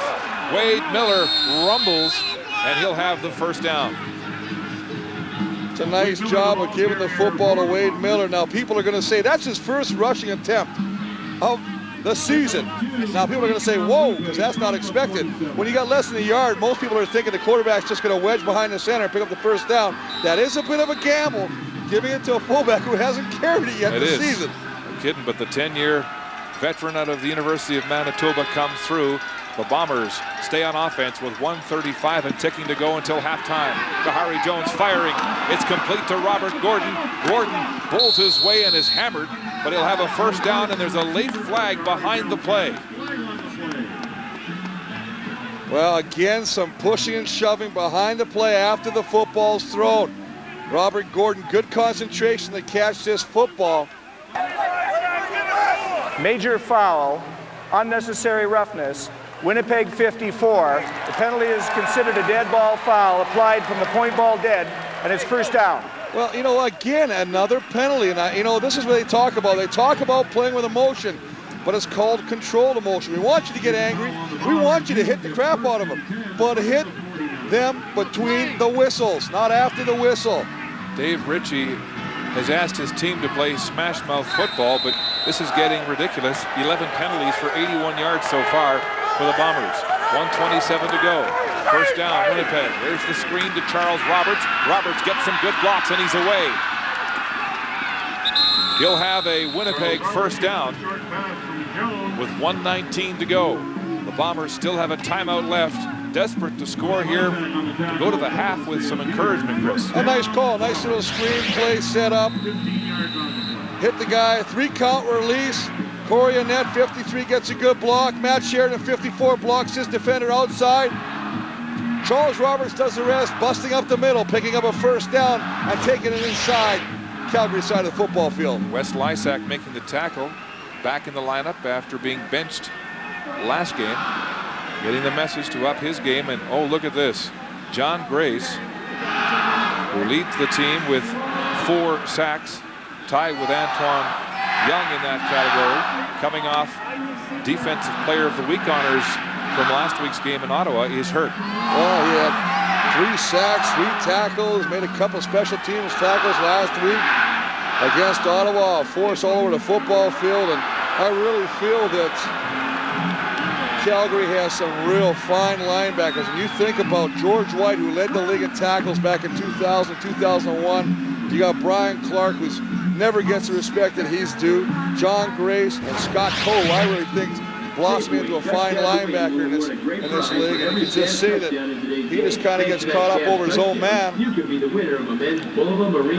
So Mark Mitchell, the rookie out of Queens, will come in to back up for John Grace, with the Bombers threatening here. 106 and counting, just across the 47 of Calgary. Here's Kahari Jones with pressure, gets the ball away, and it's incomplete. Reggie Jones was the nearest receiver, but he was 5 yards away as Calgary continues to bring the heat. Well, that's exactly what pressure does. What does pressure do? It forces the quarterback to throw the football before he's ready to. He feels the pressure before it even gets to him, and he delivers a football. There comes the blitz. I'm getting rid of the football. He's got a wide open Reggie Jones on the sideline, but he just ends up overthrowing him because of the pressure. Brian Clark introducing himself to his old quarterback on that play. 2nd and 10. Kahari Jones and the Blue Bombers. Jones, pressure again, firing it across the middle, complete to Kamal Peterson. The former Stampeder is tackled at the 35 for a big Winnipeg first down to stop the clock at 48 seconds. Well, Kamal Peterson, the ex-Stampeder, coming across, getting his first catch of the evening. A little crossing route over the middle. Ball delivered low, but inside where Kamal Peterson can pick it up. Gets a little separation, gets away from the defender, and struggles to pick up a first down. It's a 12-yard gain. There's a screen to Charles Roberts. Roberts tries to dance outside. He does, making his own way for another Blue Bomber first down at the Calgary 20-yard line. Well, this might be one of the more successful plays the Bombers have run all evening, and it's a screen pass. This time they run to the right side, and Orlando Bobo, 66, gets a nice block. Charles Roberts do the rest. Sir, Calgary 56. Add that First down. Roughing the passer penalty to Scott Cole. Well, Scott Cole getting a little overzealous, trying to make some contact with Kahari Jones, but the ball delivered will tack on an additional 15 yards on the play. So it's first down and 10. Make it first and goal then. The ball spotted at the Calgary 10-yard line. 32 seconds to go until the half. Bombers trying to hit the end zone for the first time tonight. Jones straight back to pass. He throws to the end zone, intended for Gordon. He's got it, but he's out of bounds. Incomplete. He protests the call, but it's no good. He kind of does a little bit of a mock protest, but an excellent job of even coming up with the catch. You gotta love what the veteran Robert Gordon gives you. He comes back, he makes the catch, he tries desperately to keep 1 foot in bounds to make it a legal touchdown catch. Unfortunately, he can't. As he goes over the football, he comes down out of bounds, and you know that he would have loved to have that one. Bombers have struggled in the red zone for the last 2 weeks. They have not been able to put the ball into the end zone with any efficiency. Here they are again, desperate to score. 2nd down and goal from the 10. Jones up behind Annette at center. Backing straight back to pass. Throwing to the end zone. Incomplete. Kamal Peterson, the intended receiver, can't hold on. And so now it's 3rd down. Do you kick a field goal? Well, I think when you're down 24-3, it comes a question of, you know what, we need to do something offensively. We need 7. We got to go for it. Kamal Peterson comes up, but that's nice coverage by Milo Lewis, not going to allow Peterson to come up with that touchdown catch. Dave Ritchie will have to go for it. Down by 3 converted touchdowns. 3rd down and goal with 23 seconds to go at the 10. Jones straight back to pass to the end zone. Touchdown! Robert Gordon holds on a 3rd down desperation. Well, that's what veterans are supposed to do. Lead by example. Robert Gordon, who made the nice catch at the side of the end zone, unfortunately couldn't bring his feet down, but still hung onto the football once again in the back of the end zone. Just comes across. Kahari Jones fights him. Look at the coverage, trying to knock the ball out. He's got his hands on that football. Nate Terry cannot knock it loose. Robert Gordon with the touchdown and life And that's the first time, Mark, in 7 times in the red zone that they've come away with a touchdown and not a field goal. Robert Gordon with his first touchdown of the CFL season, and it's a huge one to keep the Blue Bombers in this football game, down by 14 with 18 seconds until halftime. A third down desperation play. Good catch on the first one, too. And he holds on, and Dave Ritchie breathes a little easier at this point.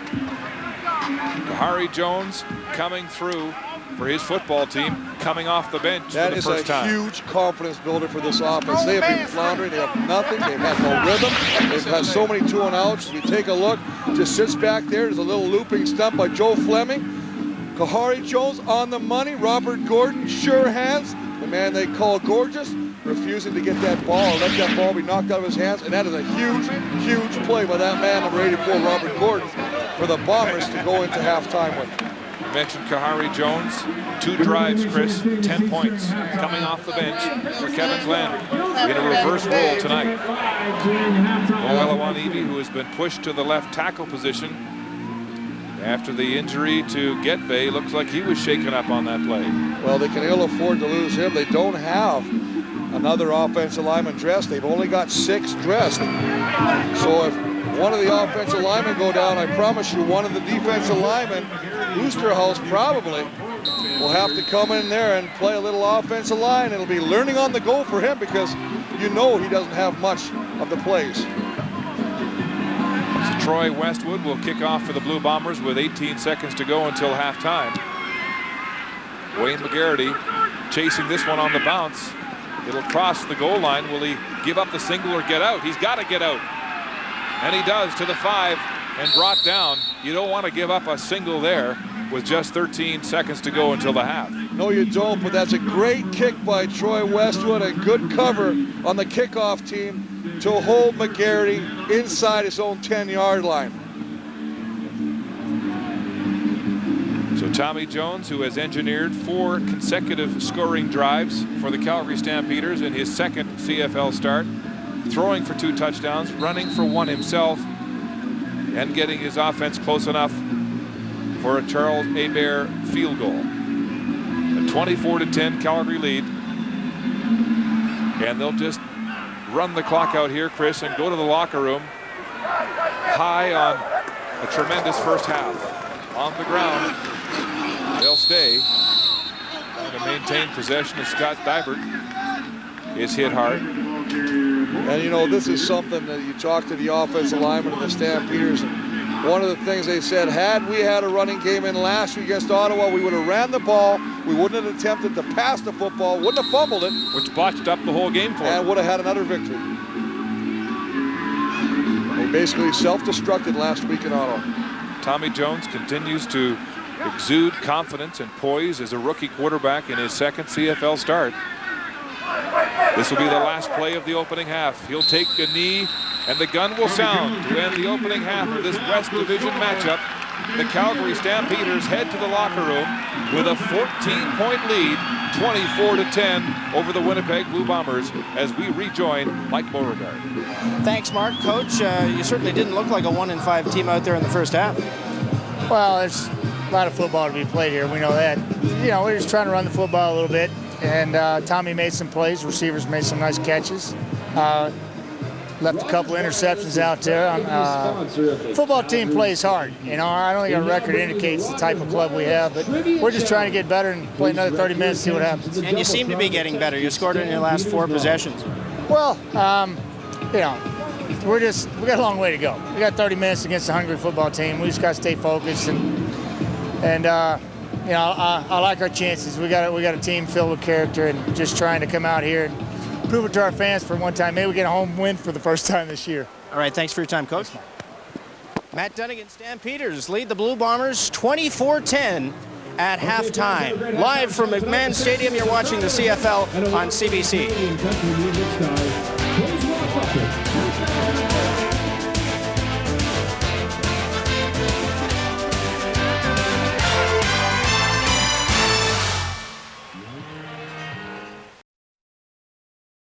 Enjoy a 24-10 lead over the Winnipeg Blue Bombers in this first game since Matt Dunnigan The head coach and general manager has taken control of the offense. There was all kinds of turmoil in this town when the offensive coordinator, John Jenkins, was fired. But look at this, Dunnigan has this offense clicking. You know he feels good because you're always questioning that decision, right? If he comes out here and everything falls apart, they're going to say, why did you get rid of Jenkins? But the fact is he's making good calls. And I tell you what, I have really been impressed with the composure and maturity shown by Tommy Jones. How about that? Yes, 4 consecutive scoring drives, throwing for 2 touchdowns, running for 1 himself, and setting up a field goal. On the first one, this is Wayne McGarity going up. I mean, he just does a nice job. Oh, this is Nick Lewis in the first touchdown. I mean, just fighting for the ball. I really like the fact that not only is Tommy Jones doing a nice job throwing the football, but his receivers are really fighting for the football and not allowing what may not have been a catch falling complete and starting 2nd and 10. They're all getting touchdowns. They all want the ball. They're very hungry. As we take a look at the second touchdown, Tommy Jones is sitting back. This is a 15-yarder over the middle, and this is exactly what I'm talking about. Look at McGarity, and he takes what a shot he takes from Marcus Smith and still hangs on to the football. This is contagious. The defense is doing the job. Special teams is doing the job. But I tell you what, you get fired up when you see receivers hanging on those kind of catches. Yeah, Wayne McGarity with a clutch catch for his first touchdown catch of the season. On the other side of the coin, the other Jones, as they try to keep up with the Joneses in Winnipeg, Kahari Jones, benched to start the game, comes off the bench for Kevin Glenn and sets up 2 scoring drives himself. Well, I really like this. Here's a guy that you know wants to change the fortune he's been under right now. It's all being bad, but he's come out here, as you say, off the bench.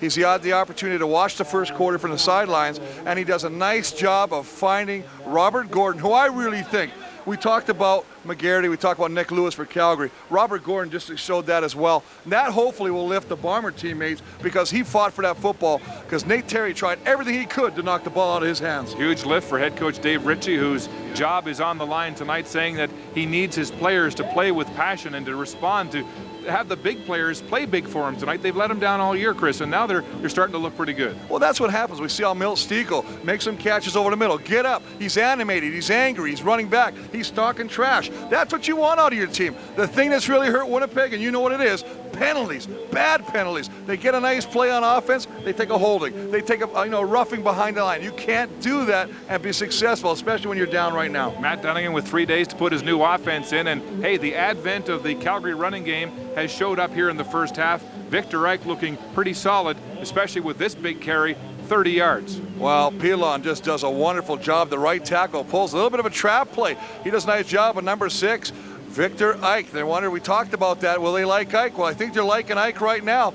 Busts off a big run, and I tell you what, the running game is important. I know Johnny Jenkins, I'm sorry he got fired, but I remember his philosophy. He said running the ball was a wasted play. You cannot win football games without running the football, and they are running the football, and they are finding success through the air because of it. Yes, the Stampeders are clicking on the ground and through the air, but as Matt Dunnigan said at the half, they're not counting this victory yet. Don't forget they blew a 15-point lead in the second half last week against Ottawa. But right now, it's a smiling Tommy Jones up by 2 touchdowns. History of Excellence, brought to you by Nissan. A Calgary Stampeder his entire CFL career.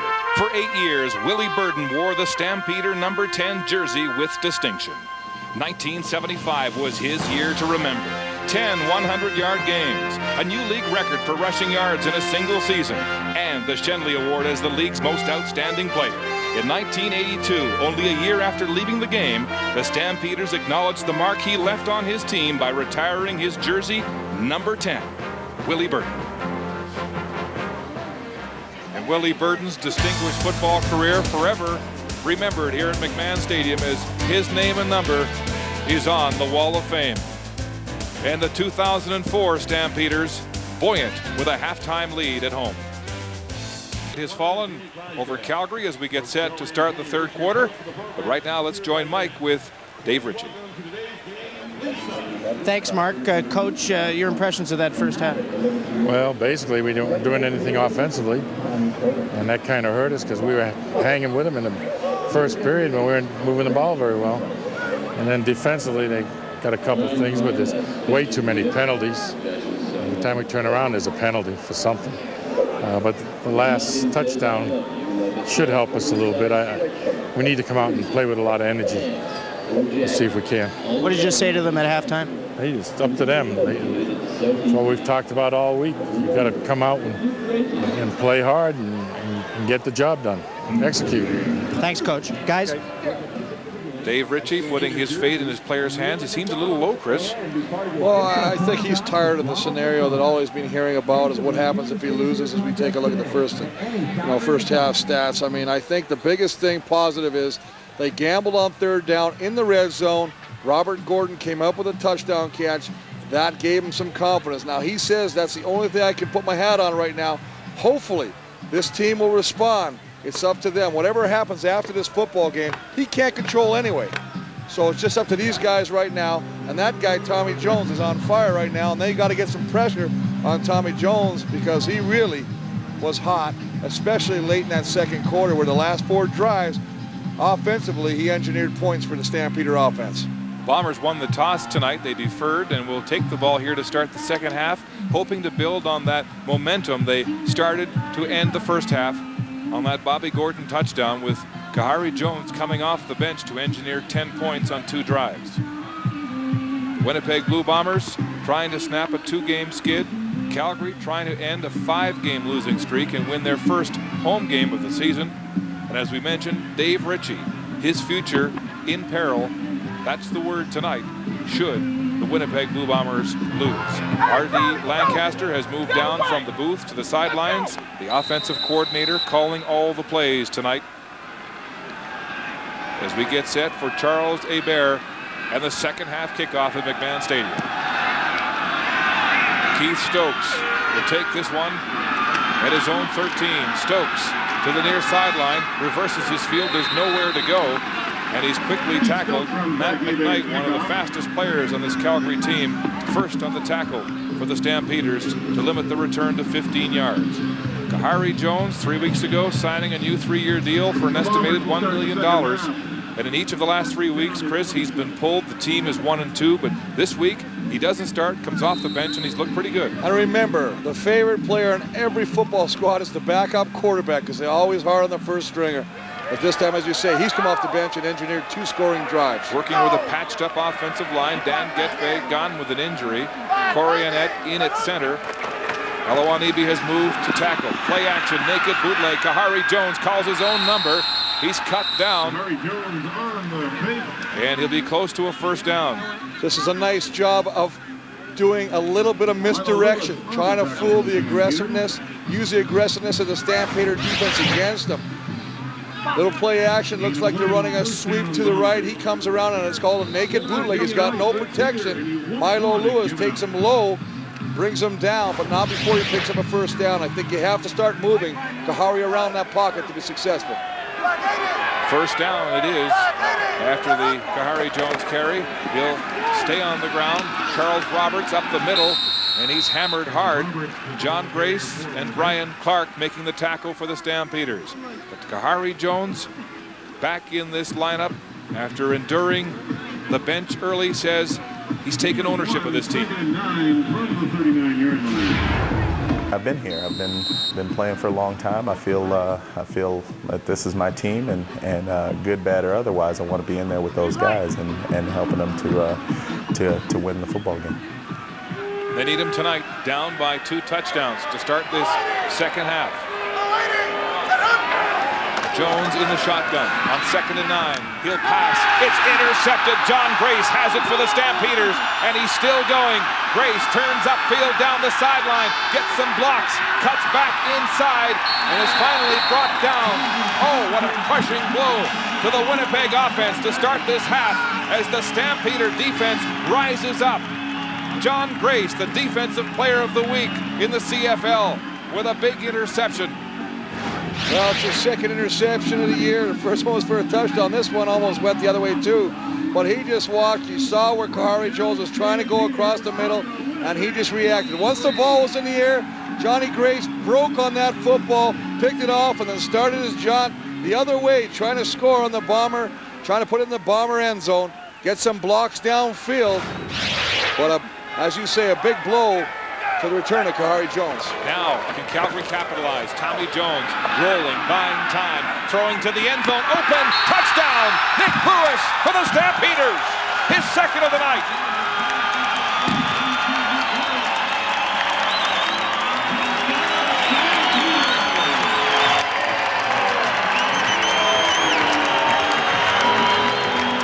The horse rides again tonight in Calgary. Lewis with his second touchdown catch of the season, of the night, his fourth of the season. And Tommy Jones makes the Stampeders pay with his third touchdown pass of the game. Well, third touchdown pass of the game. You talk about points off turnovers. Nothing deflates a football team more than when you turn the football over in the first play. The other offense does is for a major. The Stampeders, the opportunists early in the second half to open a 21-point lead. There's the rookie, young Nick Lewis, with his second touchdown catch of this football game. And the Stampeders have scored on their last 5 possessions. That's 2 touchdowns off turnovers, 1 on downs and 1 on the interception by John Grace. The Stamps making Winnipeg pay for their mistakes. Here's Stokes at his 12-yard line. Cutting to the middle of the field around Lysak. Finds another seam and is cut down. Wes Robertson making the tackle for Calgary after a 30-yard return. Yeah, Nick Lewis with his second touchdown. Take a look as we run this play a little bit. I'm going to show you. Freeze it right there. Here's the linebacker that's supposed to stay with the receiver. That's Nick Lewis. Now watch this. As we keep running it, he lets him go. Now freeze it again right here. There's 1 defender and there's 2 Calgary receivers.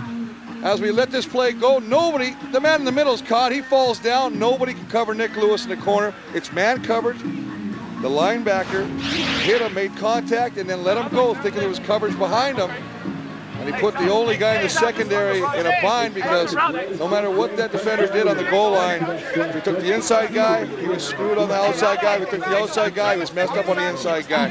Just a breakdown. He released Lewis like they were in zone coverage, except they were in man coverage deep and outnumbered, as you just pointed out. But Tommy Jones has been hot tonight in his second CFL start. And there's an injured Stampeder, Pat Clayton, the Calgary trainer, working on the hamstring. And it looks like it's Charles Assman. Well, they seem to be working on the knee again, checking the stability. As Tommy Jones has moved the ball around through the air. And here is his pass distribution so far in the football game. I mean, the only thing you say, 10-17, 173 touchdowns, of course, no interceptions. But here's an interesting stat. Does Tommy Jones have a favorite side of the football field? Well, by all indications, he does. 3 touchdowns, all short, intermediate, and long on the right-hand side. Wondered how he might react to the offensive coordinator being sacked this week, but he told us he had 5 coordinators in his college career at Indiana. So that didn't bother him, and he hasn't shown any ill effects tonight. Jones, play action, wants to go deep, pumps and throws down the middle. It's intercepted again. West Lysak has it for the Stampeders. Back-to-back interceptions, but there's a flag in the Blue Bomber backfield. Well, there's a late hit on Kahari Jones, but once again, evidence is right there in front of your eyes that Kahari Jones' shoulder is bothering him. First down, Calgary. They're going to say it's no flag, but you know, if you're going to throw the flag because you think the quarterback's getting a hit, you got to stay with the call. Now the quarterback's going to sit back there. He delivers the football, kind of falls over the pile, but there's perfect indication that there is some problems with Kahari Jones throwing the shoulder. Not enough zip on that football, just too short, and an easy interception for Wes Lysak. Great call, Chris. You can see it right there. He was intending to throw the ball to Kamal Peterson, but that ball was 5 to 10 yards underthrown as Lysak makes the interception, his first of the season. Stamps back on offense. On the ground, Scott Dybert up the gut, and he'll have a few yards there. Scott Dybert takes the ball on the ground from Tommy Well, that's Jones. the thing that's really plagued the Blue Bombers already right now. The first 2 offensive possessions, and he's thrown 2 interceptions, one to John Grace, and that one a really easy interception, and an underthrown ball to Wes Lysak. Chris, he was benched last week. He didn't play. They said, you need to make more interceptions. You need to become more involved in the defense. Well, he answered the call here tonight. Well, I'm not good. That was an easy one. I mean, anybody could have sat back there when the ball's underthrown and made the play. They just think he's got it. It was a wake-up call when they benched him last week, most definitely. 2nd and 6, pressure. And the ball is incomplete, intended for Denny Montana. And so for the first time in 6 drives, the Stampeders don't score points, and they'll have to punt. And once again, the man that's getting the pressure is Tom Canada. Now the rookie out of California, Berkeley, at the bottom, just swims inside, gets penetration, gets a hit on Tommy Jones, but he's the only one we've called tonight that's actually had some penetration and put some pressure on Tommy Jones. Now I know they double-teamed Doug Brown in the middle. He's a horse in the middle, but you need to get some pressure from Bradley and Alfred Payton. Bombers will peel back to set up the return. Stokes tracking this ball on the fly at his own 25. Cutting back with some blocks, and he's hammered at the 35-yard line. It's Wes Robertson, the rookie out of Rutgers, with a big tackle and just a 10-yard return after a 47-yard punt by the rookie, Hebert. A late flag mark thrown after he's brought down. The Stampeders full of momentum here tonight, turning back the Bombers, who had something going at the half.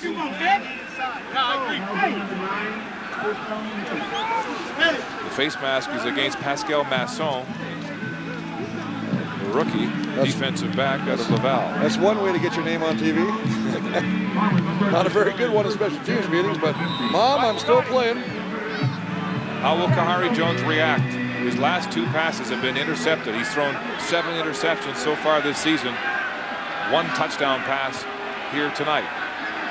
It really scuttled any momentum this Blue Bombers had going into the half. Here's the hitch pass. It's Reggie Jones, and William Fields is up early to fill from the corner position and make the tackle.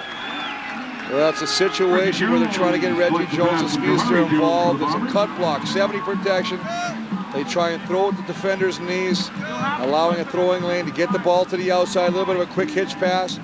But William Fields equal to the task, not allowing Reggie Jones to break free and bringing him up after only about a 3-yard gain. Gain of 4, Make it 4, 2nd and 6 for Kahari Jones and the Blue Bombers. Trailing by 21. Lots of time to play. Jones flushed from the pocket. He'll run. And Brian, his teammate, is first to make contact on the quarterback as he's close to a first down. Now I know Kahari Jones is trying to do it. You see, little flustered, can't find anybody downfield. Now, one of the things that happens when you throw a couple of interceptions is in the back of your mind, you're going to hold on to that football now because of what's happened the last 2 times you've thrown a football. This time he just goes, can't find anything, decides, right decision, trying to make something happen. I just like to see some of the offensive linemen get down there and help them out a little bit. Start banging some of these guys around. Don't let everybody take a shot at him. Jones puts his head down and gets the first down for the Blue Bombers. We'll see what he's made of. Dave Ritchie in a game that may decide his future needs a huge comeback here in the second half.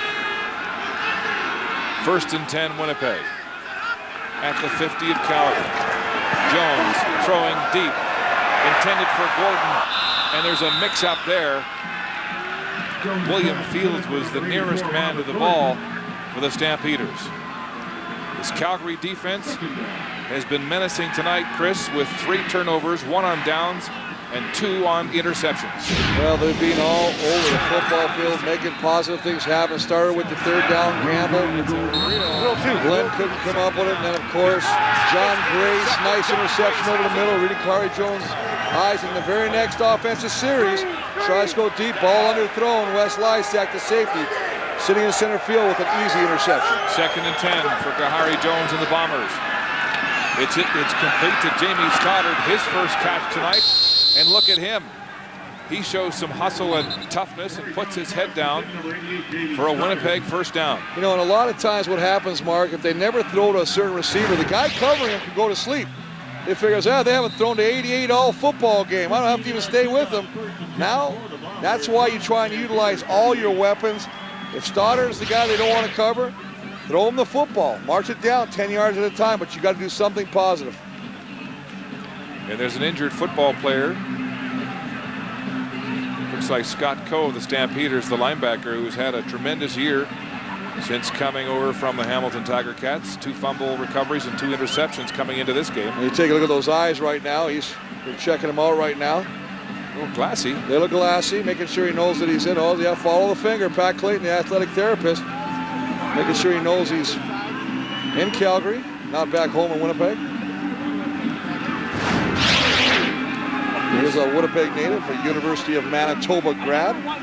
Jamie Stoddard, the 5th-year Alberta Golden Bear, with just his 7th catch of the season. How hard is that, Chris, to play football and try to stay hot, stay in the game when you're not seeing the ball? It really is frustrating because they tell you to sell out when you run your patterns. Run 100 miles like you're going to get it, but if you're only getting 1 ball thrown every couple games to you, it really is something that really tests your fortitude and your character as a football player. You want to be more involved. You want to be part of the offense. Wes Robertson, the rookie out of Rutgers, is in for Scott Coe at linebacker. 1st and 10, Blue Bombers at the 38 of the Stampeders.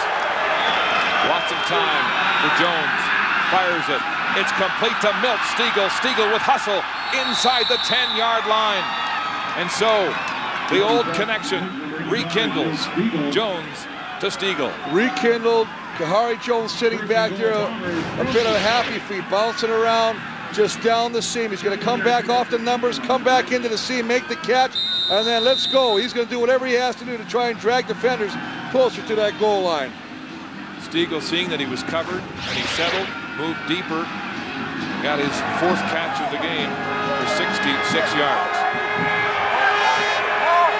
1st and goal from the 7, Blue Bombers. Jones throws to Charles Roberts, touchdown.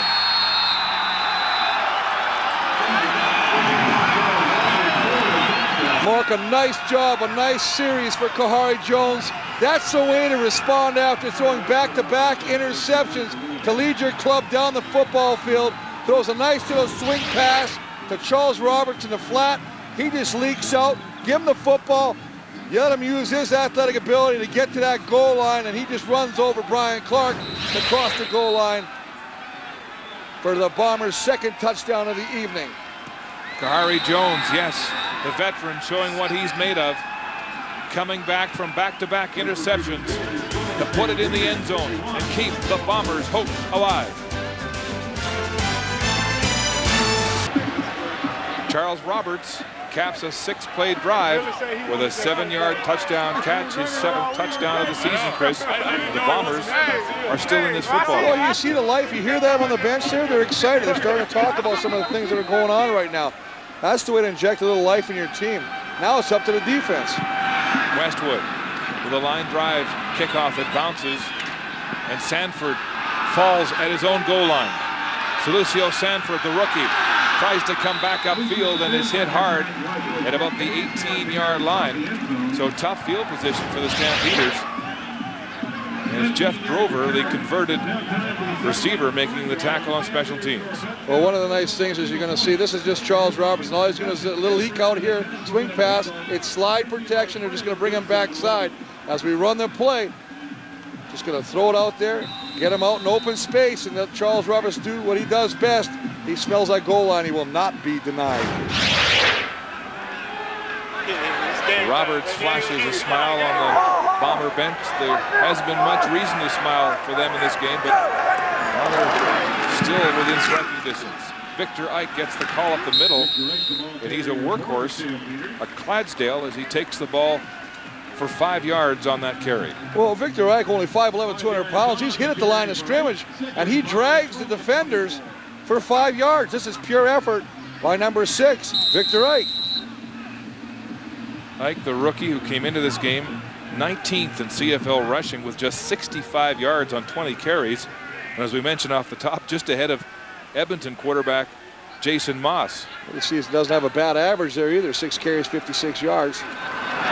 Jones jumping. The pass is incomplete, intended for Nick Lewis. Ball thrown behind. The ball thrown behind because they brought some pressure. They got some pressure on Tommy Jones. Rylan Wickman this time on the Mac blitz. He's just going to fake, and he's going to loop around. And as a result, he forces Tommy Jones to get rid of that football a little quicker than he wants to. Ball's incomplete. And now we have Hebert punting the football, and the Bombers should get this in good field position. Rylan Wickman and this Winnipeg defense beginning to rise up. They needed another stop, and they got it. This is the second 2-and-out offensive series for the Calgary Stampeders. Hebert punting from his own 14 is not a good one. On the fly, Stokes makes the catch at center field. Straight up the middle with daylight. Still going. Stokes on his feet at the 25. Reverses his field now. Heading to the end zone. Stokes. Touchdown. And no flags, Mark. No flags on the play. You talk about what momentum can do to your team. It started with the touchdown by Charles Roberts, the defensive stand by the Bomber defense, and then you know what this guy can do every time he touches the football, and that's exactly what he does, taking it all the way back for another touchdown. Keith Stokes with his second punt return touchdown of the season. This one, 60 yards to go with an 81-yard touchdown return against Ottawa this season. Well, he got to make the first man miss. He does that, and this is pure speed up the middle. And then he bounces off and then changes direction, gets to the outside to the right side of the football field. Then it becomes a bit of a race, and he knows he's in as he limp legs into the end zone. Point after is good from Westwood after a bobbled hold. The Bombers now back in this football game. Dave Ritchie with life in Calgary. It ain't over. Keith Stokes comes back to haunt the Stampeders. He's the last man to return a punt for a touchdown against Calgary. That was 2 years ago when he was an Alouette. And here he has engineered a huge swing in momentum. Now, Matt Dunnigan has to show his composure and his leadership. Remember that the Stampeders blew a 15-point second-half lead last week against Ottawa, and Dunnigan admitted that his tightness was picked up by his players on the bench. Here's Reginbald now picking up the ball, and a short return as he's hammered. Travis Ortega making the tackle for the Blue Bombers on a short return. Well, I love the return. I really think it's important. But I want to show you something, people, right here. Watch Marcus Howell on Matt McKnight. Watch how he does not clip him in the back. He pulls it up and he just avoids the contact. If he makes any contact with McKnight, the flag goes down. It's blocking from behind. This is all for naught. Marcus Howell, that is an extremely smart play. Boy, I tell you what, get old Keith Stokes over there and he'll thank you. Smart move, Marcus Howell. Stokes has electrified this Winnipeg bench as they trail now by a converted touchdown. They started just a few minutes ago down by 21. Here's Tommy Jones throwing off his back foot wide side. It's incomplete. Intended for Denny Montana. Stampeders 2-and-out in their last two offensive series. Tommy Jones trying to rekindle his offense after engineering 5 straight scoring drives. A reminder that you can vote now here in the second half for our Warrior of the Game. Log on at cbc.ca/sports/football. Pick your Warrior. Second and 10 for the Stampeders. Ball at their 34-yard line. This Bomber defense has been solid in the second half. Rolling and throwing, it's incomplete. Too far, intended for Sanford. He thought there was some contact, but there will be no call, and Calgary will punt for the third straight time. And nice job defensively by the Bombers by putting Terry Ray up, faking the safety blitz in the middle. He's going to fake the safety blitz, and there you see him dropping out into coverage. Tommy Jones thinks it's a hot pen and tries to force the football, tries to get it to Salacio Sanford. Ball's incomplete, and as you say, the third time, 2-and-out for the Stampeders. And the fourth straight incompleted pass for Tommy Jones. Another shank punt from Hebert.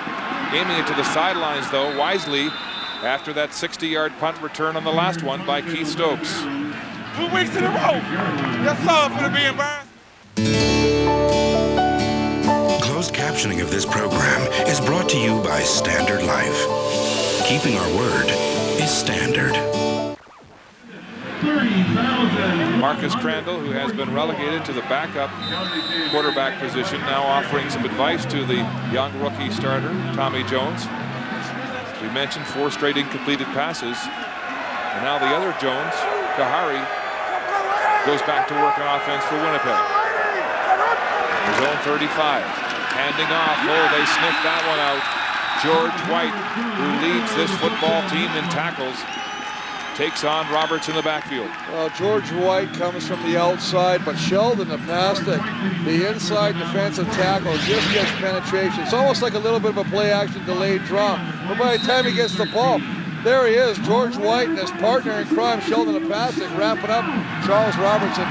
Boy, you've got to eliminate that penetration if you want that offensive run play to be successful. Loss of 4. Here comes Calgary on the blitz. The ball is away and completed to Roberts. Great close. Milo Lewis, the former Bomber, sealing from the halfback position. And the Bombers will punt. Well, that's what Winnipeg wanted. They've had success running the screen pass. They anticipate the blitz. They get the blitz. John Grace is coming on. He swings it out. But Milo Lewis, 25, comes up. Sure tackle on an elusive Charles Roberts, bringing him down for no gain. And that quickly stuffs any hope that the Bombers had of maybe getting another drive together and putting some points on the board. Good defensive stand by the Stampeders. Low snap. Trouble for Ryan. They've got him. Andre Arlane, the Canadian receiver, and a big special teams play for the Stampeders. Well, we've talked about the defense and the offense, and one of the positives for the Bombers all year has been special teams. Chris Vetkovic, the center, the long snapper, just doesn't get a lot on this ball, and it skips back to John Ryan, who has a hard time corralling it. By the time he does, Andre Arlane, number 88, wraps him up at the ankles, and a big, big play for the Stampeders special teams unit. And boy, offensively, great field position on the 18-yard line of the Bombers. Now the Stampeders have a chance to take back control of this game. Here's Tommy Jones, backpedaling at quarterback. There's pressure now, throwing deep into the corner. It's incomplete. Intended for Ted Alford, but this time the rookie Marcus Smith was right there. Well, this is what they want out of the kid. Ted Alford goes he goes to the corner of the end zone right by the flag, tries to find an opening, but Marcus Smith this time, number 31, stays. Again, a little blitz by Wickman, and he fights for the football. He's a little aggressive to the ball. If Alford's coming back to the football, Marcus Smith says, so will I, and he doesn't have play and knocks the ball incomplete. 2nd and 10 now. Stampeders on the 18-yard line of Winnipeg. Rolling, pressure again on Jones. He'll run himself. There's all kinds of room. He's got the first down and more. Well, a heads-up play by the rookie quarterback. Well, it shows the strength again, but it also shows that as a defensive end, you've got to make sure you know where you are when you're rushing the quarterback. Alfred Payton, haven't called his name much tonight. He gets around the left tackle, Pilon. He's got an opportunity for a sack. Misses Tommy Jones, who turns it into a big gain and puts him first down inside the 5-yard line. Stampeders, who averaged 28 yards coming into this game. Look at this, on the verge of 100 with a new ground game. 1st and goal, Stampeders at the Winnipeg 4-yard line. Tommy Jones handing off. Scott Dybert will go nowhere. It's Lamar McGriggs factoring into this football game with a big tackle. Lamar McGriggs comes up from the outside.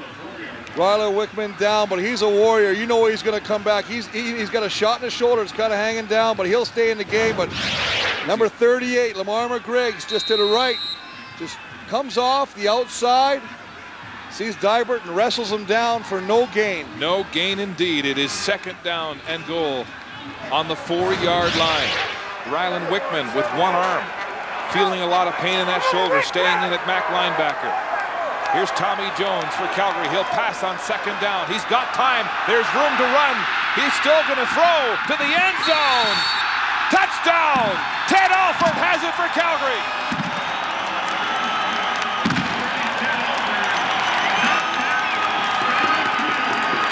Mark, there's some things you can't teach. Tommy Jones gets to the outside, has the option of running or passing, and is always looking downfield. Ted Alford, realizing the quarterback is scrambling, getting to the outside, breaks off his pattern and takes it back to the corner of the end zone, throws the football, nice concentration of making the catch and getting 1 foot down, Mark, before he goes out of bounds. And again, they go after the rookie corner, Marcus Smith. The point after from Hebert is good, and the Stampeders have a 14-point lead. Time and weather can make concrete look bad. Fix it with Techstone Granite by Beauty Tone. Only at Home Hardware and Home Building Center. An easy way to beautify and protect steps, balconies, floors, walls for as little as $1.70 a square foot in 3 simple steps. Prime with granite primer, trowel on Techstone Granite, seal it. For a slip-resistant surface that stands up to water, salt, and lots more. Now that's a step in the right direction. Techstone Granite by Beauty Tone. Only at Home Hardware. Ted Alford, the veteran, the journeyman, has his first touchdown of the season, and it's huge for the Stampeders, who had lost control of this football game to a surging Blue Bombers. Well, the question always is he in bounds? He only has to get 1 foot in now. As he catches the ball, frees it right there. And look, I want to show you, there's his foot right here. Now, there's another thing here. Look at the push. He's also getting pushed out of bounds. So the referee sees that, and if he gets it, if it's close and he's being pushed out, they're saying he didn't have a chance to get it down, so they're going to call it a touchdown. Bit of a hammer pull after a 4-yard catch and a huge one by Alford.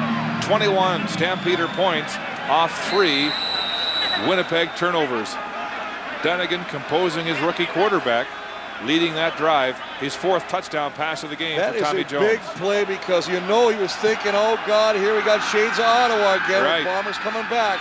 Here's Stokes. He took a punt back tonight for 60 yards, but look at that. He's run into a wall and can't go anywhere. Now there's some bad blood, some shoving, some cheap shots, and a flag on the play. Well, they're going to call a late hit, I believe, on a Stampeders cover team. Sometimes they tell you never stand around a pile and make sure you always got your eyes open and you play to the whistle. And I believe one of the guys from Winnipeg was caught relaxing a little bit, and he got leveled. And it might have been Wes Robertson. We'll have to find out if that's indeed the culprit. Make foul, unnecessary roughness. Calgary 44, first down. It is Wes Robertson, and this smash mouth game is getting emotional here with 1 minute and 9 seconds to go in the 3rd quarter. Harry Jones off the bench tonight, replacing the starter Kevin Glenn, who could not get the offense going. His team down by 2 converted touchdowns. They'll hand off. Charles Roberts with a gain of maybe 2 on the play. Scott Coe making the tackle for Calgary. And what Calgary does with the 3-4 defense, they do a lot of shifting. They'll line up one formation, and just before the snap of the ball, they'll shift out and bring the linebackers up, creating a 5-man rush. And that allows them to confuse the offensive line enough so they can wrap up Charles Roberts before he gets a gain. This Calgary defense has allowed 30 or more points in 5 straight losses. Can they rise up here tonight? Jones throwing to the far sideline, complete to Robert Gordon. And a big Winnipeg first down. A big first down, but I like this. I mean, you throw the ball. Robert Gordon doesn't even know the ball is coming, but Kahari Jones says, I'm throwing it to a certain spot. It's up to Gordon to see it and make the play on his break. And he does. As he turns, the ball is right there. Nate Terry, no chance to cover on that. Big play, big first down. Bombers marching across midfield now. The dying seconds of the 3rd quarter. Play action. Hitch pass back to Bobby Gordon. Look at that. Gordon breaking tackles. Still moving. Wes Lysak finally collars him from behind. And he'll be close to another Blue Bomber first down. A bit of a skirmish down in the bottom of the field. Milo Lewis getting it into. That will be the last play of the 3rd quarter. The home team up by 2 touchdowns as we go to the 4th.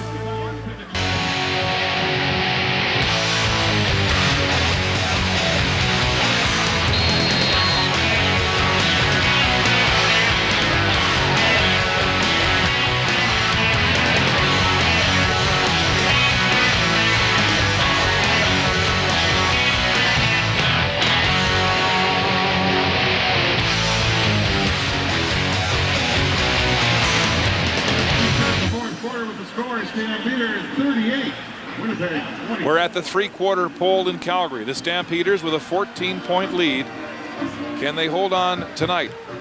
They were up by 15 in the 4th quarter 1 week ago against Ottawa and lost it, bungled it, 31-30. Kahari Jones trying to engineer a comeback tonight for the Blue Bombers on a 2-game losing skid. With all kinds of controversy, quarterback controversy. Their head coach's job apparently tenuous. Jones throwing deep downfield into coverage. Stiegel comes back to the ball. It's incomplete. It made contact with the surface of the field. Well, Stiegel did all he could to try and come back for that ball. The ball kind of got caught up in the wind, floated a little bit, bounced. Milton Stiegel did the best he knew, working against Joey Bose, the halfback. Now, Bose gets a little mad because he feels that Stiegel kind of tossed him a little bit to come back to that football, and I think he had a little claim to that right there. As you see, he tries to come back and trap that football, but good call by the official. 2nd and 10. Blue Bombers to start this 4th quarter. Here comes the Calgary blitz. Jones firing with authority, goes back to Bobby Gordon again for 1st down territory. Let's check the 3rd quarter numbers, Chris Walby. Well, Bobby Gordon, take a look at this, a resurgence right here as far as 1st downs, but again, that doesn't matter. Look at the time of possession. They've taken it over, but I'll tell you what, the big stat right here is 4 turnovers, 3 of them resulting in 21 Calgary Stampeder points. How about the Stampeders? No turnovers. Their young quarterback controlling the football, no interceptions, no fumbles. Remember, it was his fumble in the last minute against Ottawa that really killed them. Jones throwing wide open in the flats is Charles Roberts.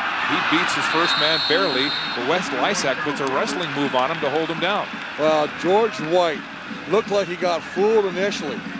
And then he just kind of grabbed out of desperation, one last swipe at Charles Roberts' ankles.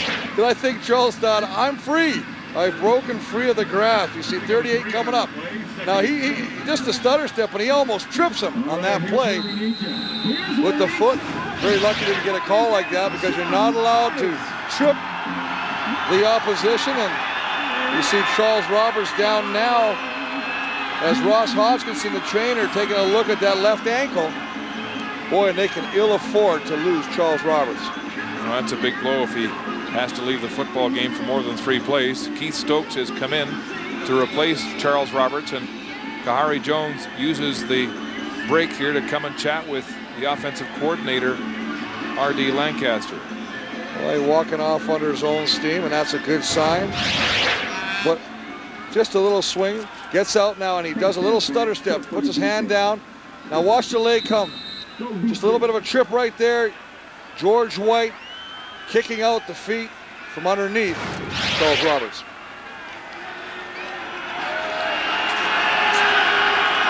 Second down and 8 after the 2-yard gain by Roberts.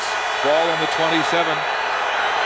Bombers trying to come back here. Down by 2 touchdowns. Jones with pressure, and he's sacked.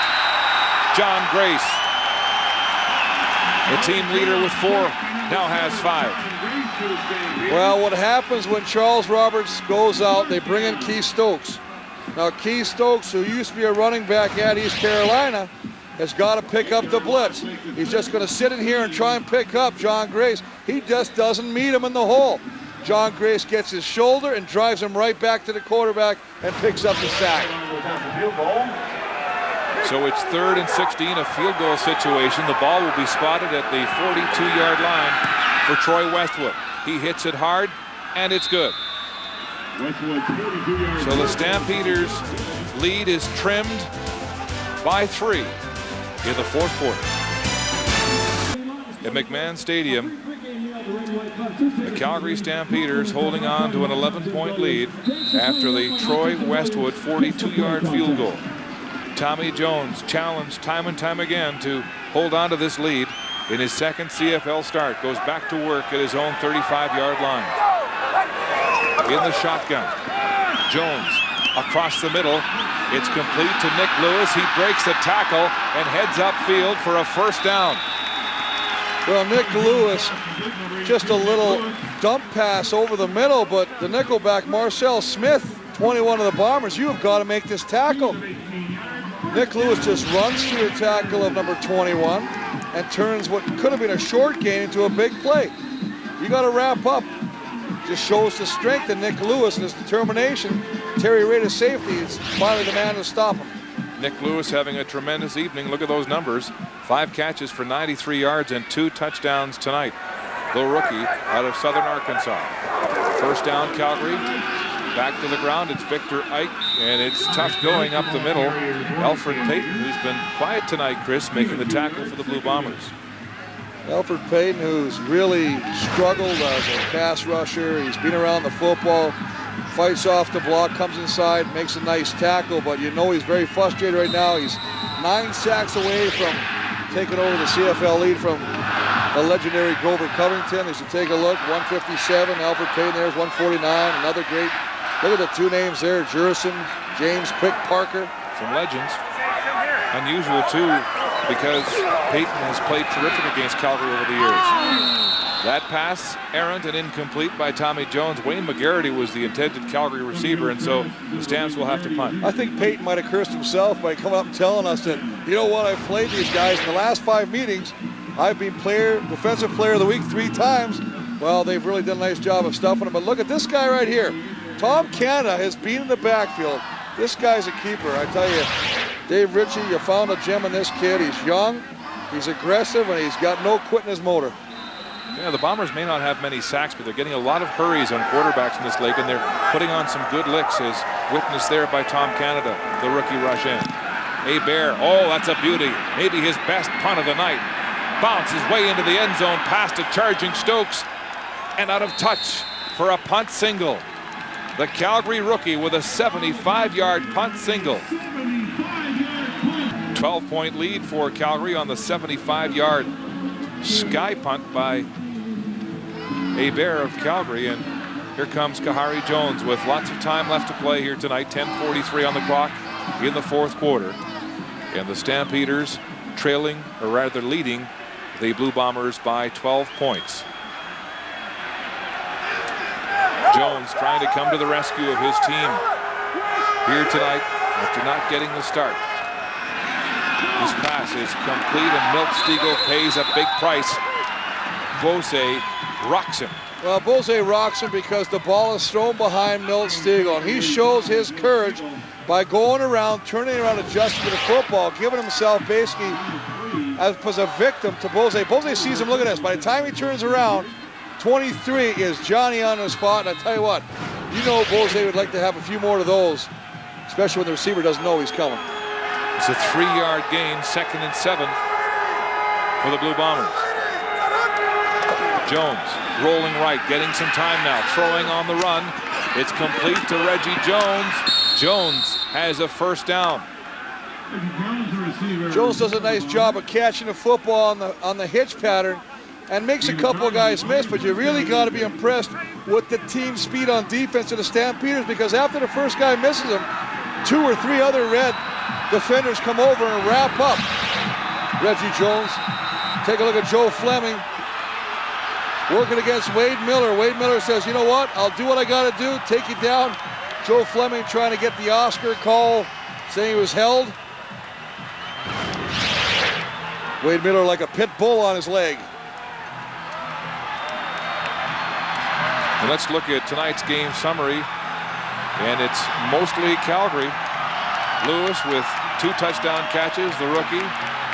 The rookie quarterback Tommy Jones with 4 touchdown passes. Stokes with an electrifying 60-yard punt return, his 2nd punt return for a touchdown this season, and the Stampeders capitalizing on turnovers. Well, that's the big stat right there. 21 points off turnovers. They'll just kill you because nobody likes a turnover, but especially when they happen deep in your own territory. Out of the John Ryan bad snap that gave Calgary the ball inside the 20-yard line of the Bombers, and of course Reggie Jones turned that into a touchdown pass to Ted Alford, just can't have turnovers and expect to win many football games. 1st and 10, Blue Bombers. Jones handing off. Roberts back in the game after being shaken up. Looks pretty good as he goes around the corner and is forced out of bounds close to another Winnipeg first down. Well, there's no quit in Charles Roberts. He gets to the outside. The Stampeder defense has done a pretty good job all night of curtailing the speedy number 1, but he's just so quick. He balances it initially to go between the tackles, gets to the outside, and again, just speed. I like the fact that right at the end, he lowers his shoulder and tries to run over Nate Terry. Nice big block by Milt Stegall, too, on Scott Coe to help spring his running back. It's 2nd and 1 after a 9-yard gain by Roberts. Wade Miller gets his 2nd carry of the season. Up the gut for a Winnipeg first down. Well, Wade Miller, who's becoming a short yardage, what'd you say, hero? Allowing them to continue the drives right now. 2nd time he's carried the ball this season. Both times short yardage situations. 2 carries, 2 first downs. 2 first downs. He's 100% on conversions. He'll be chirping about that in the locker room tomorrow should they win. He's going to put that on the back of his player card. Dave Ritchie has challenged his players to play with more intensity and some heart tonight with all the speculation over his future. And I think you take away the first quarter. They've actually come back. They've got themselves in a hole with turnovers we talked about earlier, but what I like about this team today is it seems like they're at least fighting back to claw back into this football game. Bombers maintain possession on offense. 8.5 minutes to go in regulation time. At midfield, the blitz is on, pressure, and Brian Clark gets the sack. He says he's got the ball, but they'll whistle it down. Brian Clark, the former Blue Bomber, shows up and gets his old teammate. You can't run deep patterns. You got the receivers all going 10 yards past. Nobody's looking. Now you see everybody on the line of scrimmage. That George White comes from the outside, and Brian Clark does an excellent job of looking like he's going to blitz and then coming after he fakes like he's going to drop. That's the 3rd sack of the evening for the Stampeders. But the receivers, you got to see that, recognize it, and you got to alter your patterns and make them shorter. Losses 8, make it 2nd and 18 on the play. Here they come again. This time, Jones fires into coverage, and it's incomplete. There's a flag on the play. Bose is protesting the call again. A heated battle between Bose and Milt Stegall tonight flares up. Well, triple coverage. Milt Stegall, he wants to go get number 85, and they're going to call it against one of the 3 defenders. Pass interference. Calgary 23. First down. Well, Bose again, and he's not happy because we saw earlier when Milt tried to come back for one of the ill-fated catches, he couldn't come up with the ball, but he kind of turned Bose around by grabbing him. But that time you can see the bad thing about that call is Bose is trying to come back and fight for the football. He just actually that's not interference. He's entitled to the ball. He's entitled to the ball as much as the receiver, and that's a bad call. He fights and sees that, and he breaks on the football. They like that Bose kid. Almost cut him in training camp for missing some days to attend a friend's wedding, but intercepted. John Grace with his 2nd pick of the night, and he's got daylight to the end zone. Touchdown. 68 yards.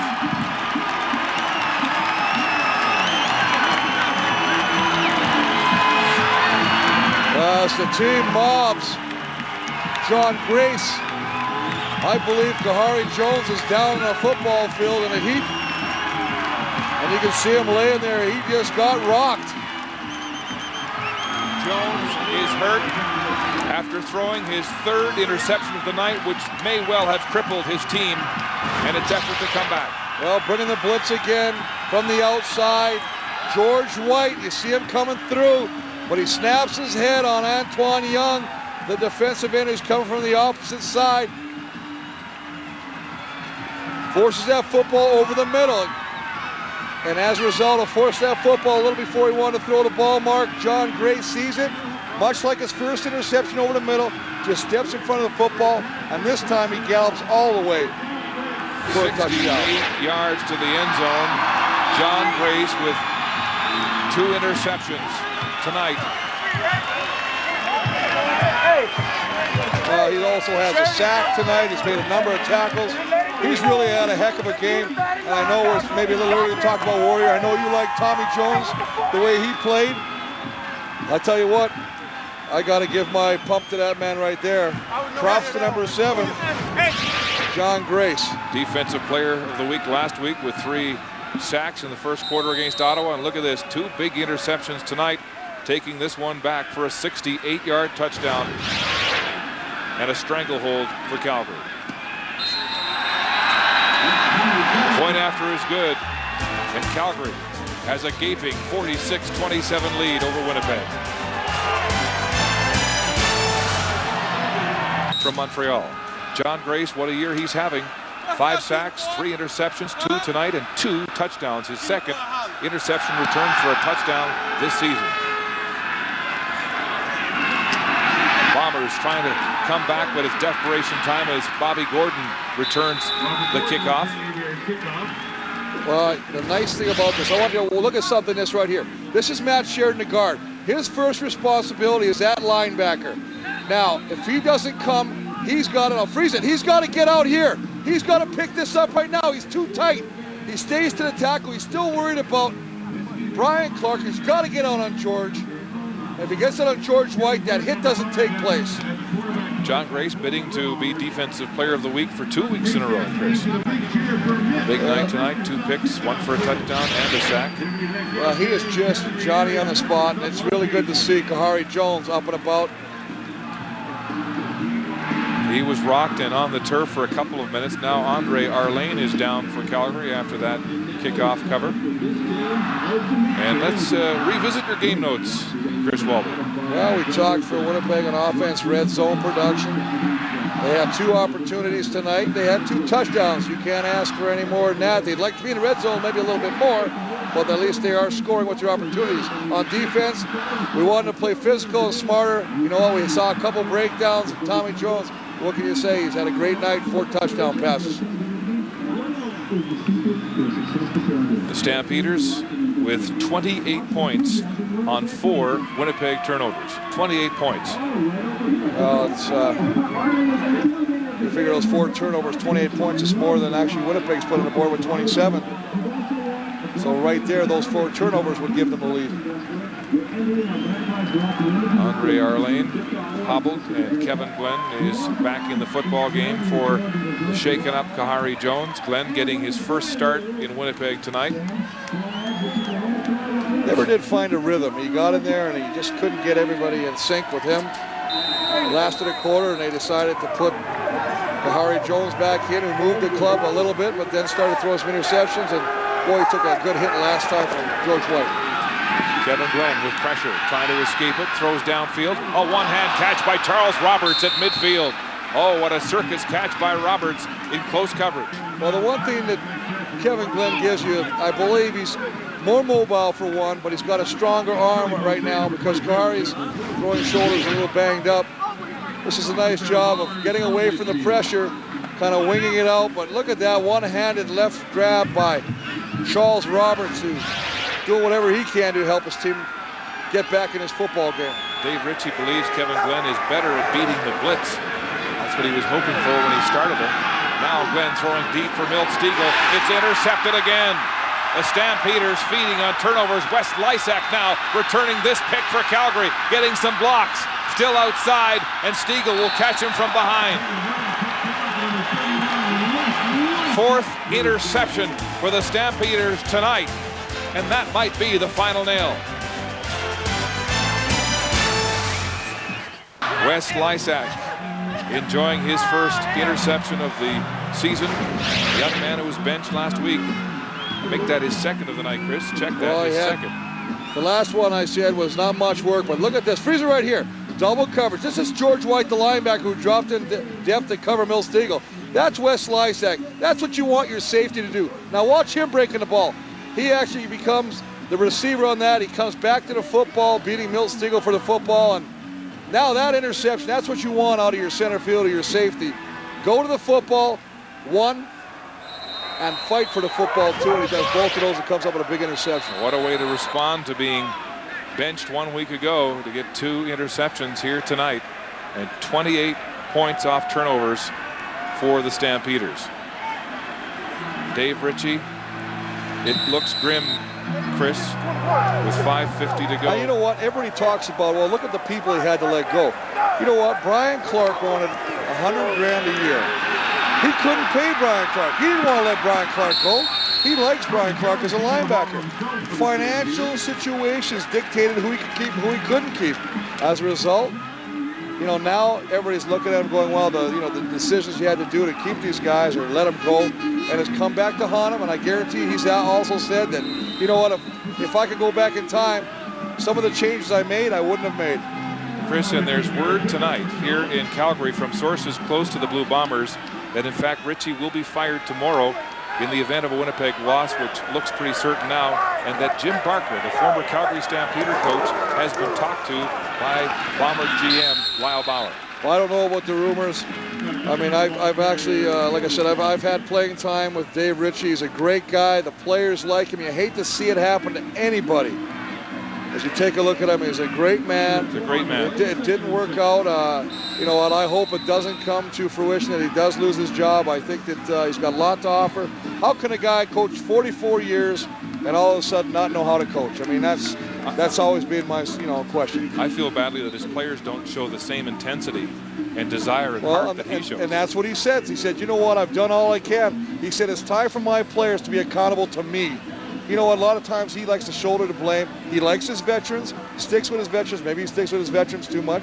We don't know. But the biggest thing is he's got a heart of gold. You go to his house, he's got pictures of all the ex-players, their families, How about their kids. Thanksgiving in Winnipeg? Thanksgiving, he has all the players over at his house. They cook a big deal, him and the wife, they cook a big meal. There's Wade Miller. I mean, he obviously knows some of the ramifications. They've all heard the rumors. And, I think it's been really frustrating. I think it's been a big distraction to this football team. Well, what do you make of the report or the information we've received that they're talking to Jim Barker, who was fired 2 days before Christmas here in Calgary last year, who still makes his home in Calgary, that they're talking to him? Well, I know that GM Lyle Bauer has been out here all week. He came out early for this game, so maybe there's some substance to this. I'm not sure. Again, it's all speculation at this point. I'm not the guy that likes to come around and grab the shovel and start shoveling dirt on the man. We're not going to bury him right here. We just hope it works out. If it happens, hey, that's football. That's the nature of the beast. You know what? Unfortunately, you get hired to get fired. They'll tell you, every coach in any league will tell you, I get hired because eventually I'm going to get fired. Well, he turned this organization around after the Jeff Reinbold era. And right now his team trailing by 19 with 4.5 to go. Scott Dybert now on the rampage, getting the call on the ground, and the Stampeders continue to exhibit their new run game. Well, we talked about it, ladies and gentlemen, the running game. 118 yards rushing for a team that only averaged 28 yards rushing a game. That's a big difference, and it's helped them successfully today. And on defense, you can't give up the big play.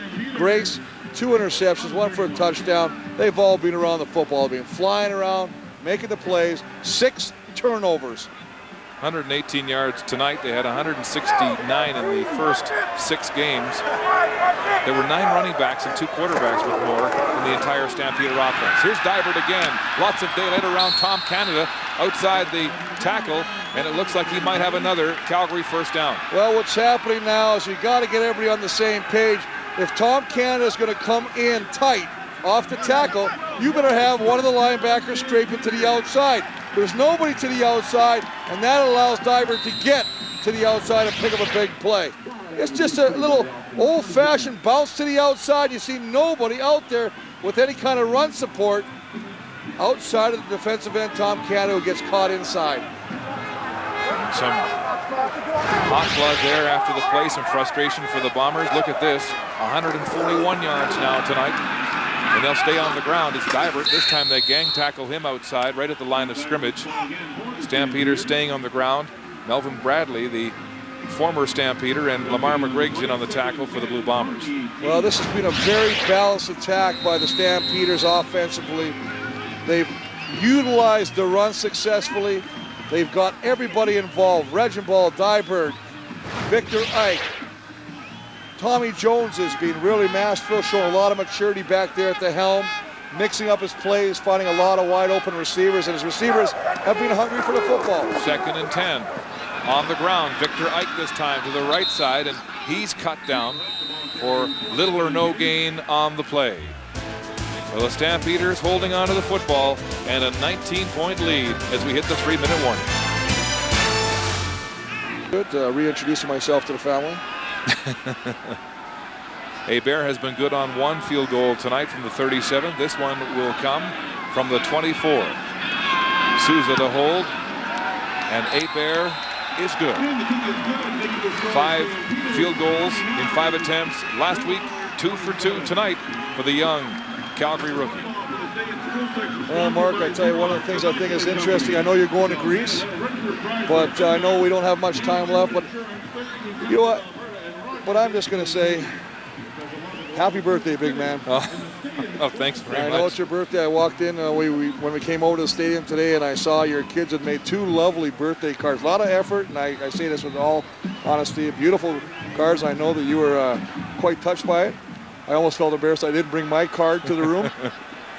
Well, thanks for that, Chris. And yes, it's awfully touching when your children go to the effort to make you those birthday cards. The homemade cards are always the best, and I was trying to keep that a secret. I know it's just tough. My kids are older. They just put a bow on a 12-pack.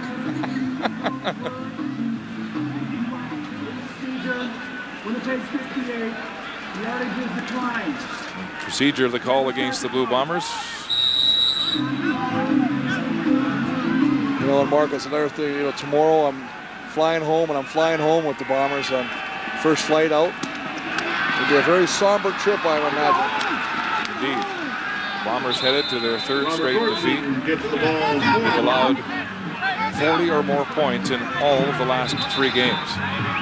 Their secondary has been shredded. 12 on the play.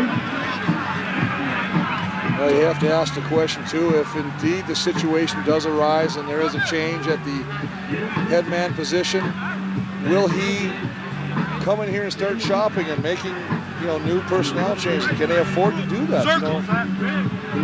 Again, it's all just a hypothesis at this point. You know, you remember in 2001, it was the Stampeders who snatched Grey Cup victory from Dave Ritchie's Blue Bombers, who were heavily favored. Blocked punts and fumbles that really hurt his team, and he's really hurting here tonight. It's hard to watch. I think that picture, you know, they say a picture's worth 1,000 words. I think that totally expresses the way things have gone for him. And nobody tries harder and nobody has more heart than Dave Ritchie. 44 years as a coach in football. Talked about how tough he was when he was always the 4th stringer in spring football at Cincinnati and would work his way to 1st string every fall, 3 years in a row. A man with a lot of compassion for his football players and a love of this game. Tonight, this star-laden Blue Bomber team lets him down again, Chris. Well, it's a scenario where I think that he looked in and he said, you know, some of the players on this team have played with passion like I coach with passion. But he said there's a number of players, and he wouldn't name them, he says, who don't have the same feelings I have about the game. That was Antoine Young being helped off the field. There's a fumbled snap. Glenn picks it up. He's got some room, fires it across the middle, and it's dropped. Kamal Peterson had the ball low, but maybe should have made the catch. Well, this is a scenario right here, and you hate to pick on individuals, but he was the biggest off-season signing for the Bombers. They were so excited about getting the big play potential of Peterson in their lineup, and he had a case of the dropsies, and then last week responded with a good game. He caught the ball, and again, he's reverted to a situation where he's dropping the football. Stiegel, the intended receiver there, and it's incomplete. Close coverage. George White, step for step with the star Winnipeg receiver. And you can just see the life slowly leaving the Bombers right now on the field. There's no jump on the step. It's like, how much time left on the clock and how quickly can we get to the locker room? It'll be 3rd and 10. Stampeders solid on defense tonight and spectacular on offense. 49 points. Glenn on 3rd down. Pressure from behind. He throws the ball, and it's incomplete. Milo Lewis rocks Kamal Peterson, who can't hold on.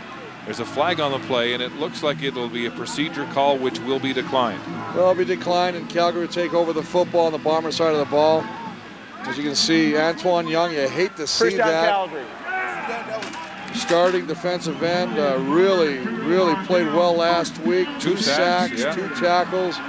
Matt Dunnigan was just spouting about him, how excited he was the way this young man was playing, and you can only hope it's just taking him off to kind of take a good look at him, and hopefully he'll be able to return. How about Matt Dunnigan taking the controls of the offensive playbook tonight, firing his offensive coordinator this week, John Jenkins, and leading his team to a huge victory. Well, you got to give him credit. I mean, he really does. He said one of the things, he says, you may knock our team for our record, but don't ever knock this team for its work ethic. He says, we come to play. He said, we've only had one game where we kind of started off flat, and that was the Hamilton game. He said, every other game we fought tooth and nail to the end. Victor Ike is manhandled on that rushing attempt, gain of 4 on the play. Victor Ike having a big game here as he finally gets a chance to get some touches.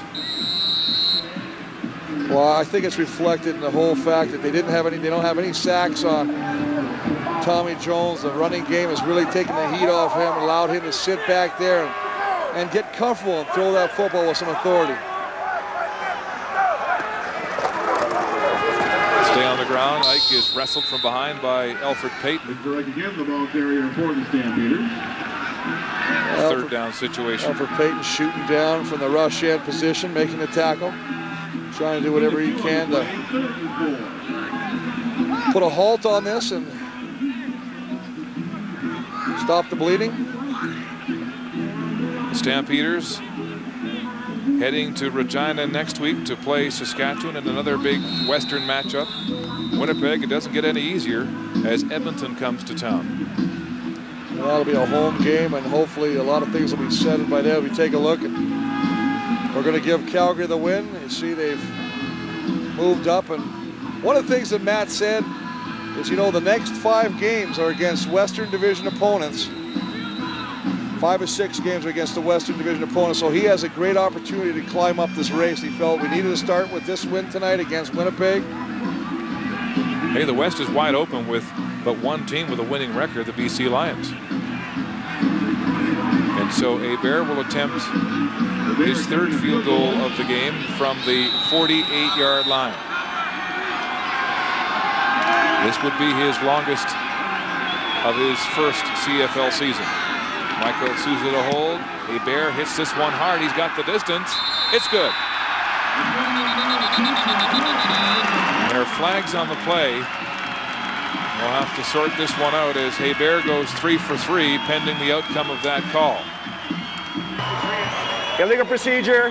Calgary no end. Repeat, 3rd down. So that will negate the Hebert field goal. They'll move the ball back. Well, will he try a 53-yarder? I mean, everything else is gone. They're sending out Souza, the holder. There's a kid they're really excited about, the 3rd-string quarterback, number 17. They feel that he's got a fine future. You might wonder why the Stamps continue to try to score points, but they might become important in a tiebreaker with this West being so tight. That point made by our spotter, Larry Mueller, tonight, and a valid point indeed. Well, Larry Mueller is always on the ball. Ever since he got healthy. 53-yard attempt for Hebert. This would be the longest. He hits it hard. It's a line drive. Wide right. Stokes will take it out of the end zone. Back into the goal line. And he's trapped in the end zone. Did he get out? They'll mark him just outside the goal line to avoid a safety touch as Arlane makes the tackle.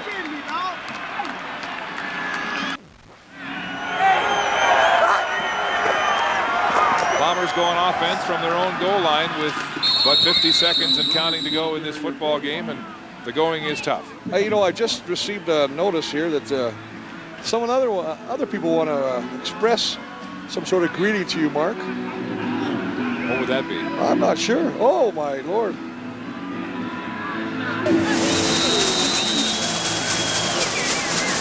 Isn't that nice? Happy birthday, Mark Lee! Well, I'll be.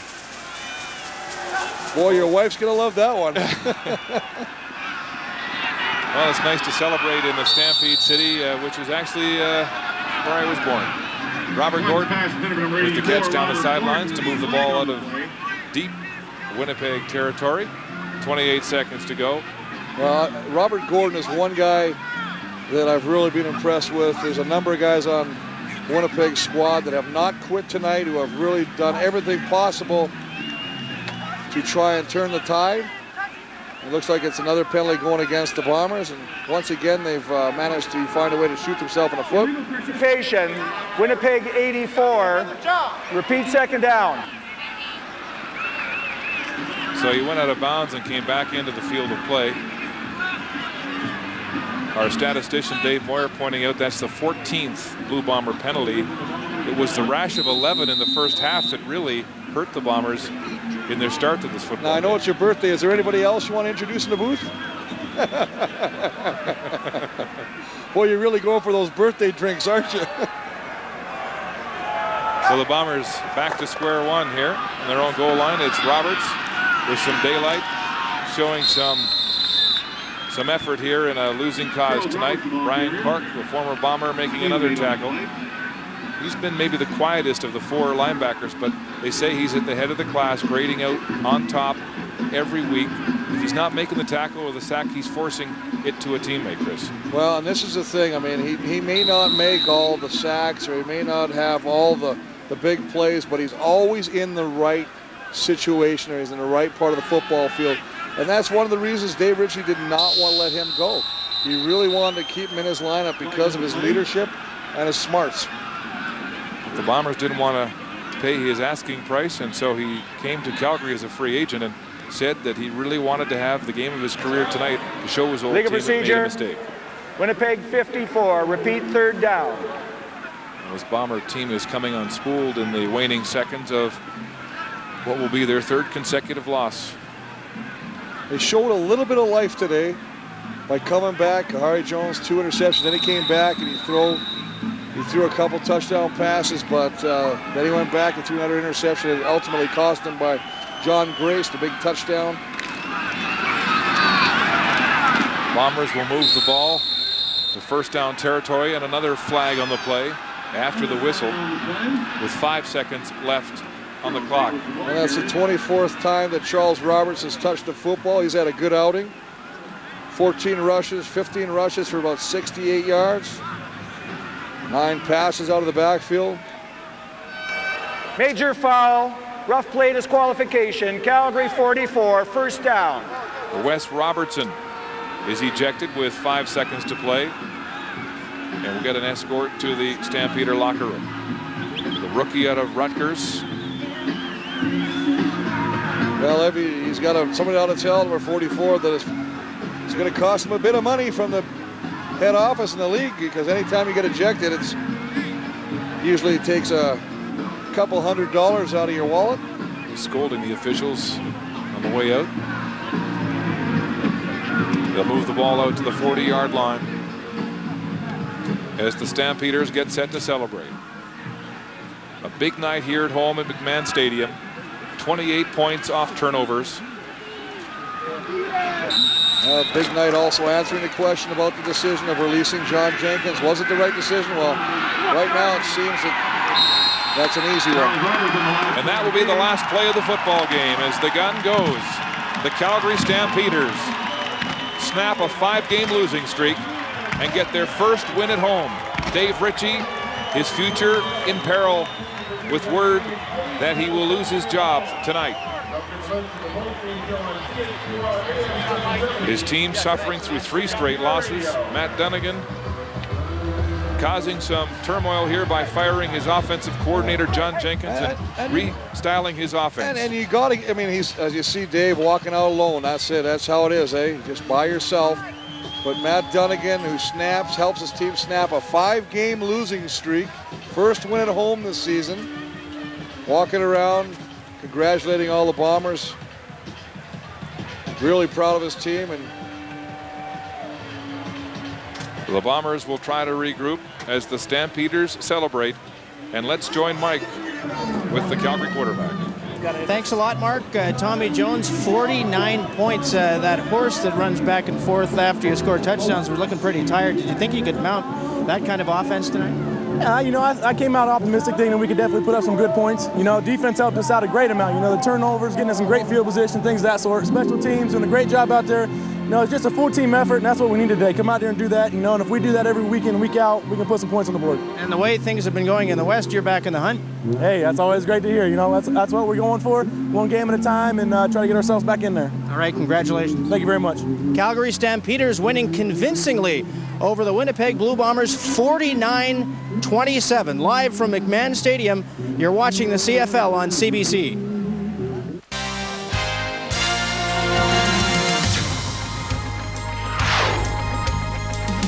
The CFL on CBC.